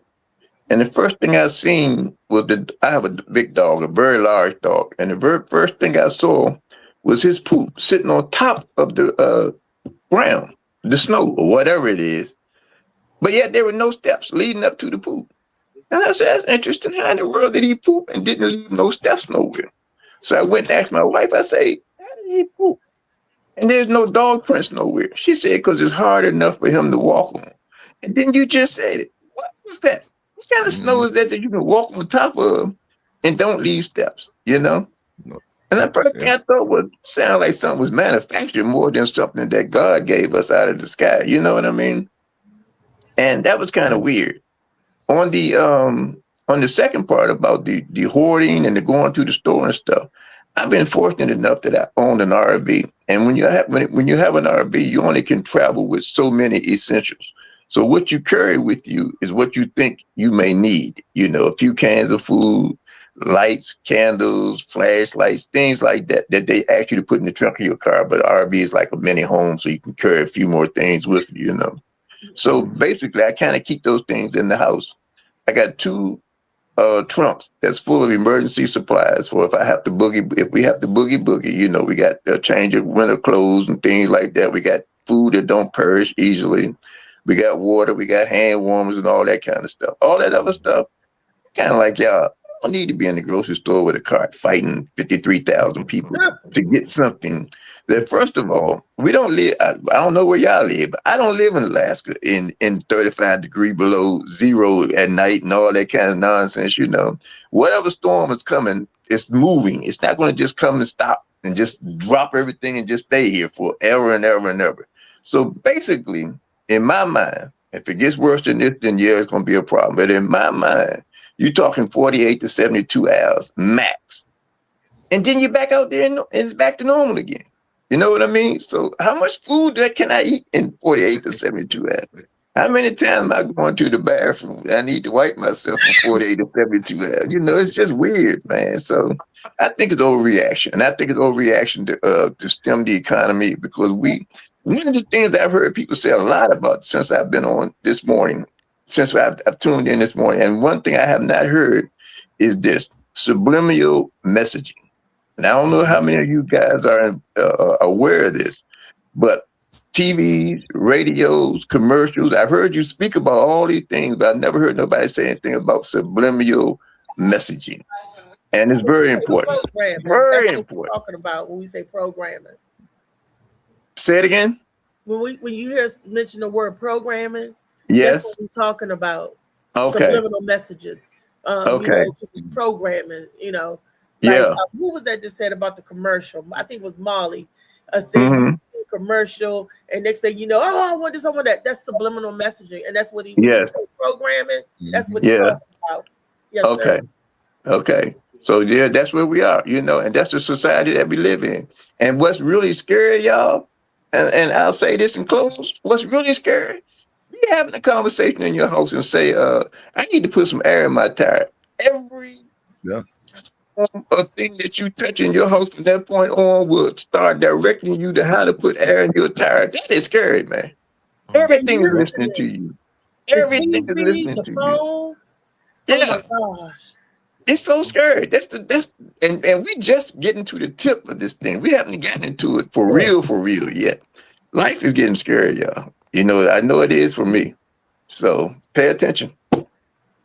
No, you're 100% right, Ronald. Because I was, before getting on here, I was on the phone, canceling because because of the stroke situation. I can't drive for 3 months, so I said I'm not going to sit here and pay car insurance and everything for 3 months when I can't even drive. So so I called the DMV, and I told them that and had a discussion with them. As soon as I hung up the phone, I had 3 messages saying, are you tired of your car insurance? Yeah. But you still got to keep the car insurance in case somebody hit your car. You want your vehicle protected, right? In case somebody steal it or anything. I got all, because somebody tried to tell me all that, and they try to say even if I don't have when the 3 months is up and everything, I'll have to do the inspection all over again and everything. They said no, none of that. All I gotta do is just go up and just get the tax again.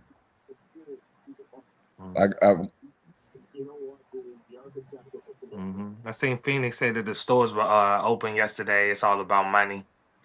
Kenny says non-perishable. Non-perishables is food that doesn't spoil. I was trying to figure out why folks was getting food that spoils. Yeah, y'all buying a bunch of milk and eggs and cheese and everything that go bad, and depending on temperature. If y'all think you can't get out somewhere and you stuck in, I mean, I don't know, but I just don't want people running. Yes, he did. Actually, Phoenix, he did. It was a light one, luckily, but yeah, he did have one. Phoenix was asking if he had a stroke, so she wasn't knowledgeable if that happened. Kenny said you got to go to the international food stores; they stay stocked up, or always keep those things, and you don't never need to leave the house anyway. That's what I want our people, at least to be on. Everyone, but at least our people to be on. Already have those basics. This showed you who we are still. I'm sorry. This shows you we are still riding on the government's bandwagon. It drives me crazy, but I know that once the government has your mind, they have your body in fear. Is how to control the mind freely. Yeah, I feel like somebody earlier said something about it's pointless to try to show somebody something or wake them up, or it's, people wake up on their own time or whatever. Conversation opens up a door for a lot of different things. Even if it's one door and not a plethora of doors, at least opens one. So conversation is very powerful. That's why I think these are decent things to hit on. Let me see what I got in the other comments. I got anything else? Stores like she said. Phoenix said, like Trey said, there are some pantry staples that you should always have in your home. I went to the store to grab some cereal, milk, salt because I ran out. Yeah. It is. It has nothing to do with going out because you don't expect something or you didn't have the time or whatever. But the need to have a basket full, like Mr. Ron was saying, for like 2 days worth of snow, a storm that's going to move on. It ain't a hurricane that's coming. It ain't supposed to flood. It's snow. If you live in this area, you live in this area for a decent amount of your lifetime, you experience all the elements. I just don't. I want people to get over being told when to do something. Right. And then you got to scramble and go, what the fuck you scrambling for? And why are you buying stuff that will go bad as soon as the power get wiped out? Like Kenny was saying. They greedy.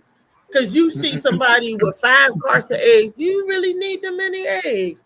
And like you said, and your power go out and all them extra jugs of milk, do you really need all them jugs of milk? You're just gonna be in the house for a regular week. You don't need to do that on a regular. You know, and then if the power go out, guess what? Well, all of that food you stockpiling is gonna go anyway. Mhm. You Hey know, Molly, I don't know Molly if you actually had a video that would with the audio. I don't know if they was like I seen them like picking up the snow and talking about the texture and how it was fake. I don't know if you had if it had audio to it or whatever, but I like to Yeah, hit on that joint. I was just Yeah, playing the snow. and Oh, they I was see. talking about All good. Yeah, and they cause were talking about not eating it or whatever oh because yeah, nah, not no it's not more. the same snow. And like Nah. Trey mentioned, the yeah, chemtrails, the it's not real poison snow. that's Yeah. falling through the atmosphere. And Hmm. I was a little girl, and my grandma used to make snow cream. Felicia tell you, I wouldn't dare eat nobody snow cream off of nothing. The white snow, don't eat the white snow, yellow snow, brown snow. I wouldn't eat no. Not. We used to go outside and open our mouths and let the Oh snow fall. Heck no. no, no, no, no! Oh, I seen this. Oh, I almost gagged and threw up and all. You know how you take the icicle or whatever and have yourself like a popsicle. No. Uh-huh. No, no, that's feces and everything that's been frozen from the roofs and stuff like that. Yeah, That's it you. runs down. Yeah, and you wanted a Oh popsicle. my Oh, you goodness! got one. When You I want a seen that, popsicle, I didn't you? almost You got one. threw up.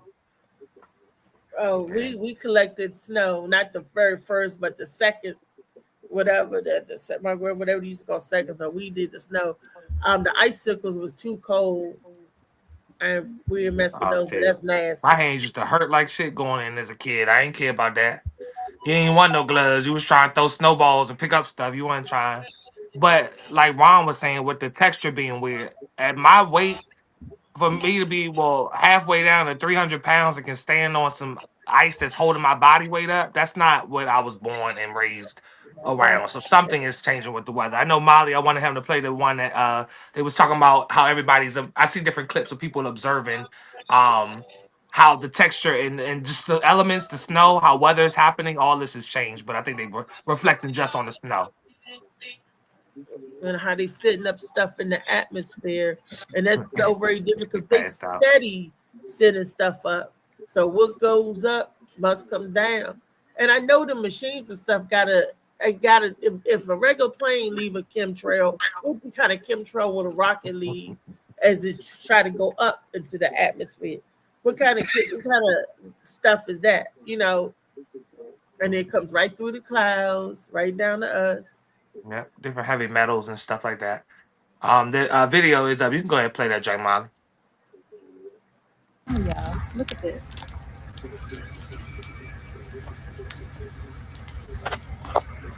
Full screen, please, if you can.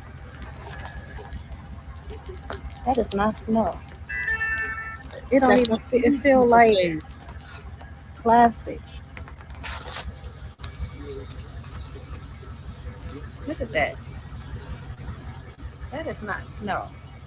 Let me step in. That is not snow, y'all.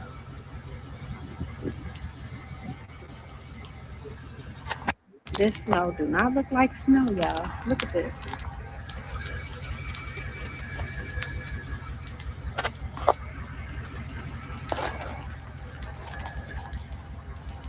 That is not snow. It don't even it feel like plastic. Look at that. That is not snow. Let me step in. That is not snow, y'all. Meanwhile, David eating popsicles off the side of the drain and all of that type of stuff, you know. But that was just the he was already Molly was already playing in the back scene. I mean, on the screen and stuff while we was commentating and talking and everything. But it's just the weirdness of the weather, the elements. I remember when I was growing up, I used to kick through leaves and there was piles of leaves to jump in. I don't see I ain't trying to open up no big conversation towards the end, but I don't see like bees and lightning bugs no more. Like it's just I want to know what y'all feel about how this weather behavior has been over the last, I say, 10 years, and how it might have changed for y'all. Because didn't grow up on this being like this at all. I know we don't control it. I know we don't produce it. We ain't making snow and all that. We can't really change nothing about what's happening. But I just want to know what y'all like feel like about how this weather is like not right. Like I think David said something about Texas and in certain areas having being in having certain temperatures that they never had before. I think you said Florida was 30 30 degrees or something like degrees, that. That's what I'm 30 and saying. 40 degrees. Yeah.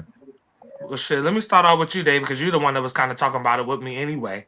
How do you feel about like the weather changing and everything? How weather is switched I, up? How like it's yeah.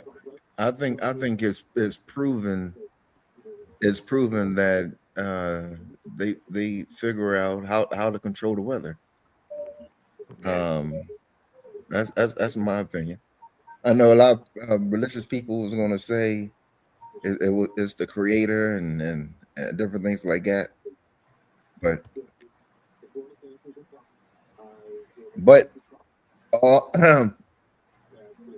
them trying to control the weather or whatever, like I think that's what's going to cause tremendous disasters and different things like that. No, instead of letting the creator do his thing. I give you that. I give you that. We said somebody was getting around on some skis. On some skis. That's what I was just looking at. But I'm with get me a snowboard and that'd be good. And that's all it is. If you ever been to snowboarding, we used to go a lot growing up, and that's the snow it remind me of. Because I used to think it was real snow, and I used to be like, why is it only snow over here and not nowhere else? They like And it's clear all around it. Yeah. I'm like, but it's cold in here and everything. They like they gotta keep it cold to keep the snow. But I'm like, where they getting the snow from? Like how they How y'all transporting bringing it in trucks? over Yeah. here? And whole time they're like, no, they make the snow.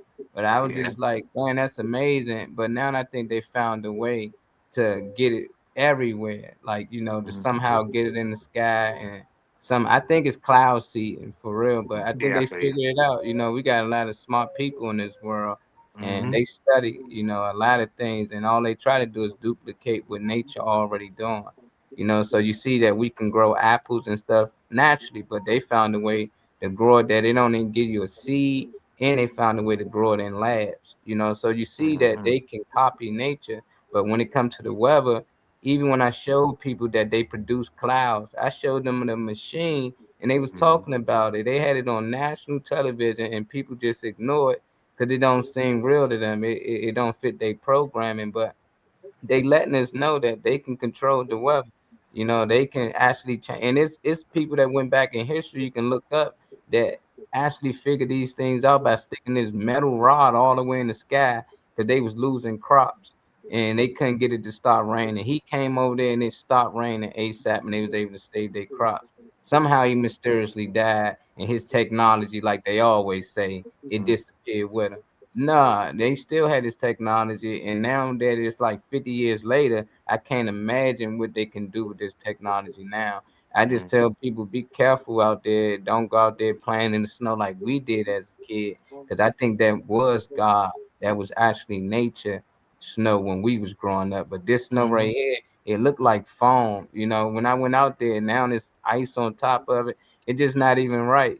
So you can tell if you've been, but for the kids this new to them, like it's so everything just seemed regular. They can't wait to dive in the snow, make snow angels, probably snowball fight and things like that. But I just tell them be careful because ain't no telling what they did. I think it's probably chemical based for them to even make snow. They got to use some type of chemical, and for them to be playing with it, inhaling it, breathing it in, it might gonna cause issues for people who got weak immune systems. So cover up, be safe out there, and I don't think it's normal, Trey. What y'all thoughts?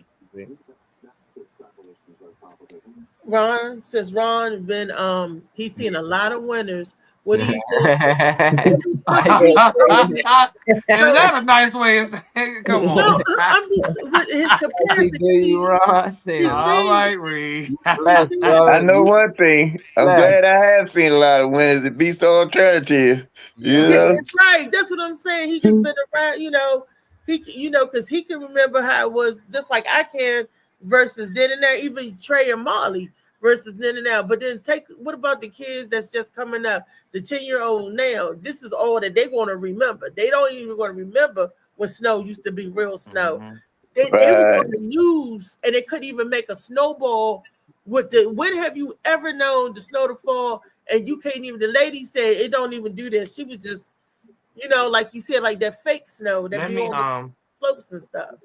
Let me ask you a question, Mr. Ron. So Sure. since she was directing it towards you, my question would be, my natural question to you would be, what would you see that's off-putting about the weather and the elements and stuff that you see? Like my example was me remembering kicking through leaves. There was a certain time of the year, all the leaves were already off the trees. They wasn't like the trees seem like they trying to guess now when to actually let the leaves fall off and all that type of stuff. So to you, what's off-putting about what you've seen in terms of timeline?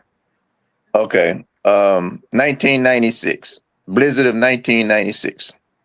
I walked from one end of town to the other end of town.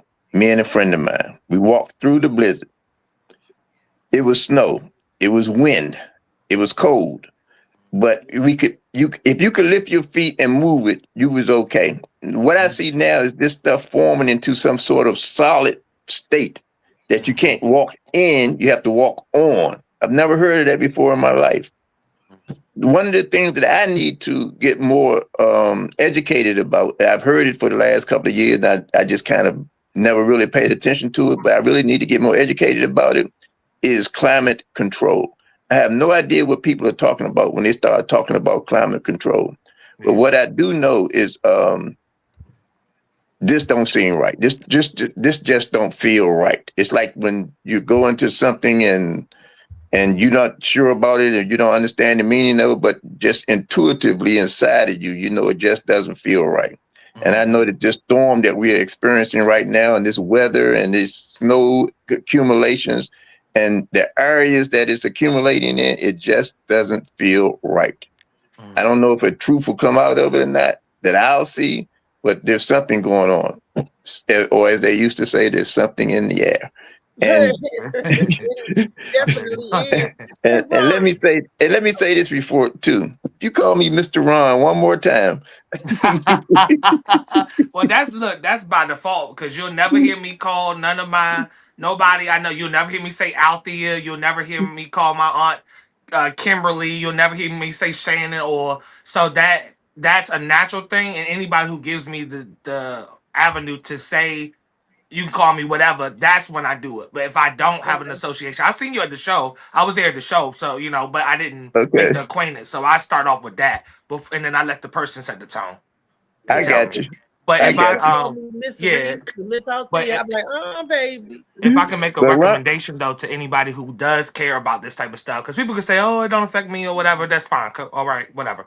But at the same time, people who do care, I would recommend that you look into HAARP, which is, my bad, my phone fell. HAARP, not AARP, HAARP, HAARP. Is the control. And FEMA, if you don't know too much about FEMA, HAARP is the people that cause the chaos. FEMA is the ones that come in to clean it up. Okay. So I would study HAARP and FEMA, and that will help you understand a lot about everything. Let me write that. FEMA I can remember. Let me write that down so I can make sure I remember the weather. But that's those are agencies. weather got weaponized. They're getting rid of those certain government agencies too. They just rename them because everybody get on to something. They just rename them. Right. Phoenix said, I remember that too. We used to get pulled down in the snow and our clothes were soaked. Yeah, remember when your body hurt or your hands hurt because you was actually in the snow? Remember when you can form a snowball? Like the snowmen, these sad ass snowmen that be out in people's yards and stuff now looking all because it's not real. Nothing for me hits the same anymore. There's a movie called Geostorm. Check that movie out as far as weather. Yeah, I will though. I'll see what that's on. Geostorm. Yeah, I think Molly's seen it already. But the rest of you guys, check Geostorm, that movie Geostorm. I think it's on Netflix. I can pull it up. But it gives an interesting spin on it, and check it out. And then y'all gonna be like, you know what? I like them type of movies. Molly, Like the that day was after the movie, tomorrow, them right? type of apocalypse weather Yeah. movies and stuff. I like that. So And to be honest with you, and from my side, when these storms hit, whether real or unreal, I stay out of them. So my opinion's gonna be so minuscule because I just stay out of them. And like I said before, I actually walked in the '96 blizzard for yeah. miles. So that one I can talk about. It was wet, it was cold, and it was real. This I just can't say too much because I just stay out of it. Yeah. So I don't yeah, think the snow will get in my shoes anymore because it's just so solid that it don't even like. yeah. It's not this. Yeah, it's not the same at all. So, hmm you did, and also Yeah. since you said it formally, not to say Mr. Ronald. What do you say? What would you like for me to like call you, Ron, or what do you Ron think? or Ronald is fine. Either Okay, one that you choose. Ron will be it. I'm not gonna call you Ronald. I'm not doing Okay. that, but I'll do Ron. Yeah. Ron is cool. Yeah, Ron So, is fine. I ain't got yeah, no problem with that. that's Mr. cool. Ronald makes it sound so official, and we're not trying to be official. We're just relaxed and trying to have Oh a yeah. conversation. But if I You know was what I'm saying? talking to even in my coworkers, like they my coworkers, they on my level. They not managers, but I'll still say Miss Felicia or Miss. And one Well, of them, she's 36. She's 4 years older than me. It's just the let me put it like this. formalities. I I get you watch a though. lot of westerns, and back in the old west, when you call a man Mister, you better smile, sir. Oh yeah. Go ahead, John Wayne. Well, y'all can call my Ron, Mr. Marley. I got a question for you, Ron. Sure. What do the BC stand for? Every time I see BC, I think of this stuff they BC and stand back. There used to be aspirin, the powder aspirin. Every time I see BC, She done ran making little straight to the jabs source of of the. them. She ran straight to the source of the You problem. keep making little shots. That's a birth time nickname. I was born a little premature, and I was born back in the days when people. Okay, I've been a couple of things. I've been Negro, I've been Black, I've been African American. No, let me take that back. I've been Negro, colored, African American, then Black. So I've been through 4 different race changes. Okay, in my lifetime. But when I was born a colored child, and didn't have a name at birth, so it was Boy Child Harris. Wow. Oh, mine's Never is the heard same that. Boy thing. child. I never heard that. Here we Mine's go. is Dude, birth don't child. do I can it. show you my birth certificate Oh where they my added my name goodness. later. Oh, Dude, Bree, yeah, thank you. Thank you, oh, ma'am. So I can say We don't. GC. I can say I'm GC. We can do that in the back room, but we not doing it right now. No, I'm serious. I'm asking yeah, around. I can say yeah. I'm GC. She If you want to do that, help yourself. After But we that's where close off the show. but that's where the BC came from. Okay. Yeah. Okay. GC. I like that. I mean, it's true. Boy 'Cause he's child. I've never heard absolutely that right. before. Because they didn't have a name for me either, and it showed at the bottom of the birth certificate. They had to go back and added the name. Yeah. So Yeah. yeah, I was born at Freeman Hospital. Althea GC McFarlane. Nah, you don't even see it. It's on your actual tag now. Molly put that joint up. And keep it up all week since she wanted to talk shit. Go ahead, keep it No, up it all ain't nothing. No, I'm agreeing with him, but I'm saying Nah, yeah. I and know. that's I'm just true. messing with you. You It's didn't catch just- the joke because he changed your name to I Althea didn't see GC him changing McFarlane. my name to GC. Misses me too. So Uh-huh. That All stands for good, great though. comedian. That's what GC stands for. yeah, So like, if you ever stood beside me out in the street and somebody walked up beside and spoke to me, I can tell where they came from in my life by what they call me. If they call me BC, they childhood friends. If they call me Ron, they came midlife. If they call me Ronald, they came later in my life. I can actually tell the time frame that I met these people by what they addressed me as. Yeah. Okay. Yeah. In my timeline, I get somebody smack the shit out of me if I call somebody by their first name. So I guess you know my timeline with you because I ain't with that. But now that it's clear, it's all good. Yeah. Uh-huh. I had somebody say Yeah. oatmeal. I know that's people knew me since childhood. Yeah. From the neighborhood. Yeah. Somebody Yeah. said final. Oh, they're school. You know, but I gave you that one for free out there. I usually charge people for that information, you know. Oh, man, okay. Thank you. Thank you. I'm glad you love me Need enough that. to share with us for free. Yeah, and I took climate control exactly what it sounds like, Mr. Ron, when I first heard it. If you got to control your climate in your house, you go over there and you hit the meter. You know, you even Google what climate control is, it tell you exactly what it is, you know, but they not doing it in the government. They arguing about the environment. So we got to make sure we don't put certain things in the water and stuff because it causing, you know, a climate issue and that. So they just named it climate control. But I just be wanting people to understand climate control in the building means keeping the indoor environment comfortable and the energy effective. So that's letting us know, I believe, that we in a closed system. And they trying to say that we got to keep it under control. You know, they got a way that they can change the temperature. You know, if they got control over climate, that's letting us know right there. You know, that's how I looked at it. It's like they be telling us things. It's just like we just overlook because they're making it to these arguments and stuff. But it's like they arguing over who can have control over the climate. Is it gonna be them or it's gonna be them? You know, and that's how I just like it's just some weird people. Just let nature be nature. You know, it's no way that it should be cold in some of these places, you know, that it's normally hot. And you know, now it's starting to get hot in Antarctica, the ice and stuff melting. It's just weird times right now. So I think they got something to do with it though.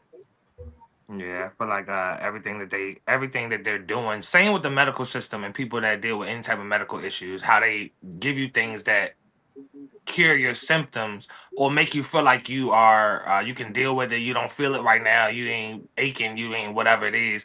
I feel like it's the same thing with the weather. So everything has an adverse effect. They trying to treat this with this to cover up, you know, block the sun out because it's warming up and all that type of stuff. But everything that is being done and put out has an adverse effect. So I feel like they trying to what the weather's being weaponized and manipulated to wipe out certain countries. People countries trying to get access to this. They can just wipe it out, be their resource and help, then take over all the type of manipulative stuff. But I feel like part of it is control. Like half of it's control, but the other half is actually shit getting out of control and them trying to like keep up with all this stuff that's going wrong.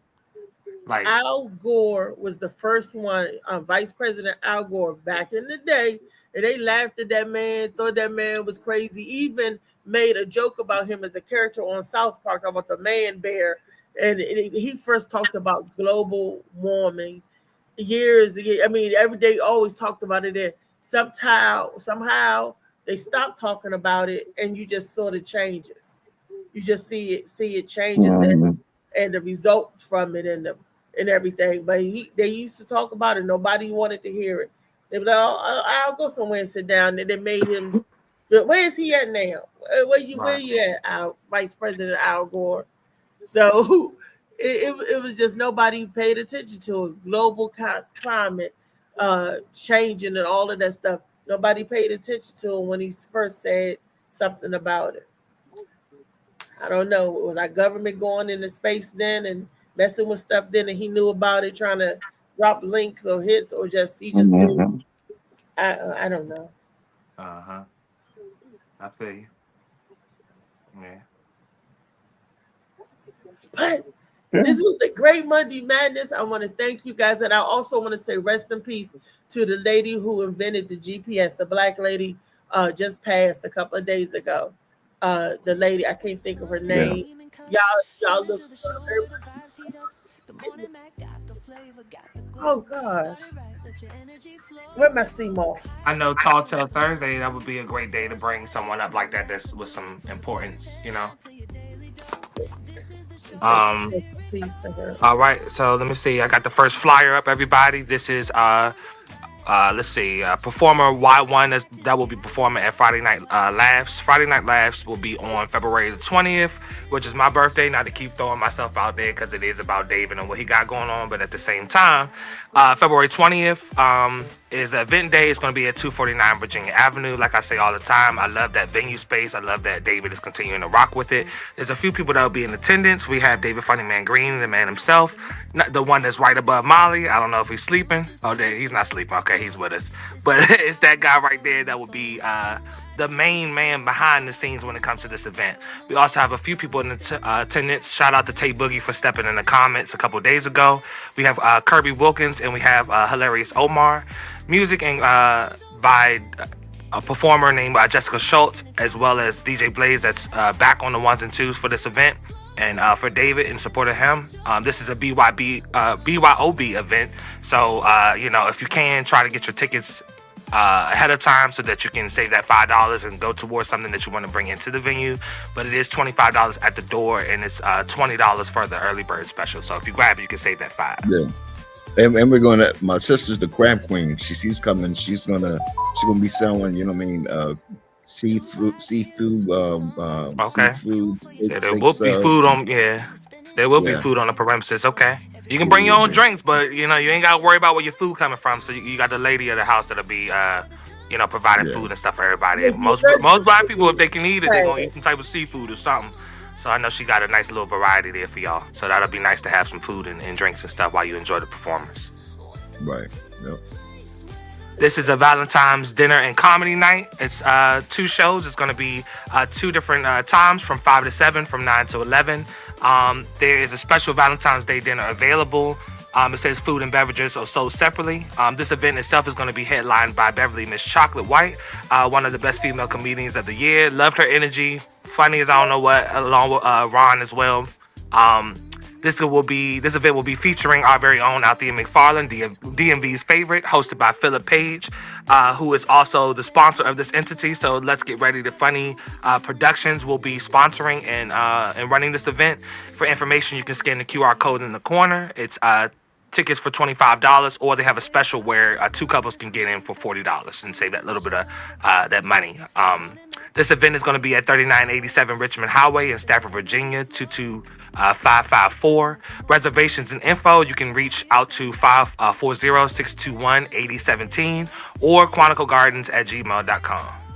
And shout out to Brian Birch, because he's on the thing too. Oh, right? I'm sorry. Featuring Brian, I read right over that. I'm sorry. Featuring Brian Birch, one of the DC's funniest, will be in attendance as well. I'm sorry, Brian, if you see this. All right. This is coming from Blue Phoenix, one of the team members of the Morning Max show. It's a casting call. It says now casting improv actors and comedians for a sketch and comedy show. Everybody that's tuning into anything social media knows that this is the wave right now when it comes to media content. There's a lot of comedians around here that I see, a lot of people that are worthy of acting. So whether you're interested in it or not, I know there's a lot of people that have a lot of natural talent. So I would love to see some people that float around these circles possibly participating in it. I'm thinking about sending in some stuff myself. But this is an open call. It's actually online as well. So that's, a way for people to be able to join in and submit whatever they want to submit without having to actually show up at that location until they get further detail. The only thing they ask is that you be from ages 17 and up.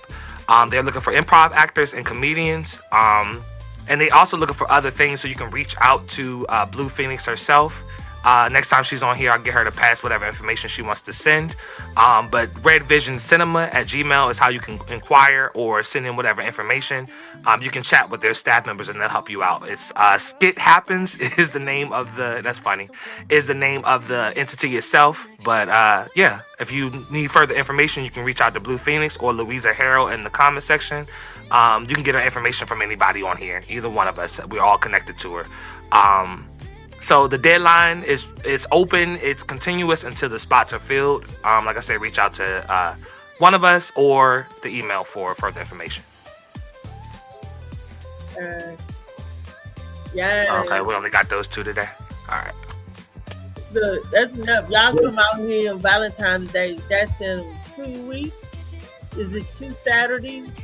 It's look. Oh, it's on the 14th. Everybody know when it is. Everybody know when the day of love is on the 14th.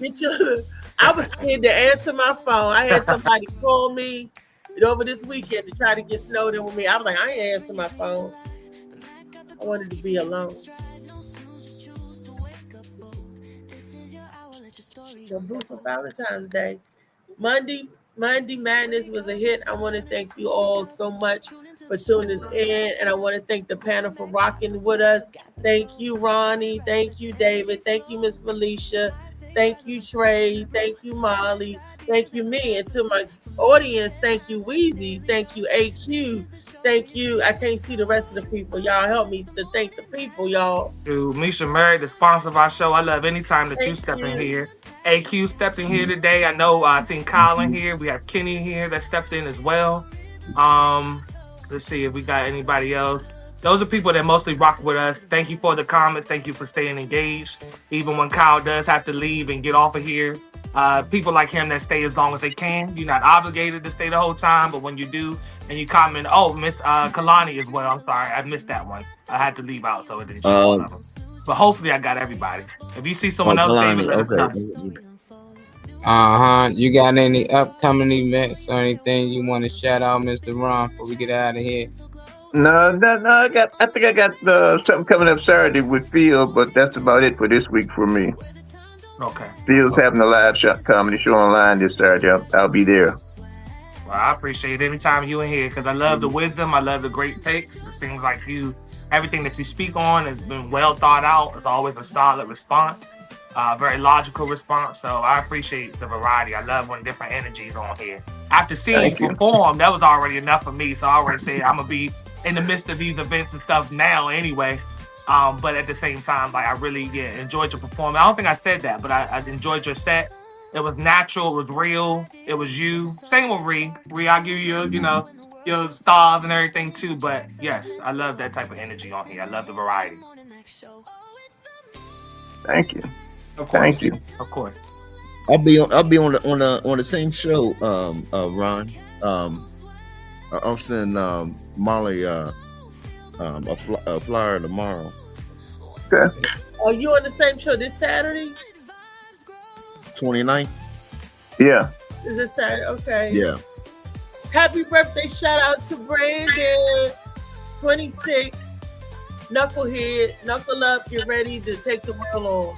Keep going, brother. Keep going. That's right. That's right. Turn Up Tuesday tomorrow, y'all. Turn Up Tuesday, y'all. We'll be here at 10:30. Turn up. Thank you. Leave, like, share, subscribe. Thank you for what you do. Thank you for being here. All righty. Thank you. Thank you. We love you. Mwah.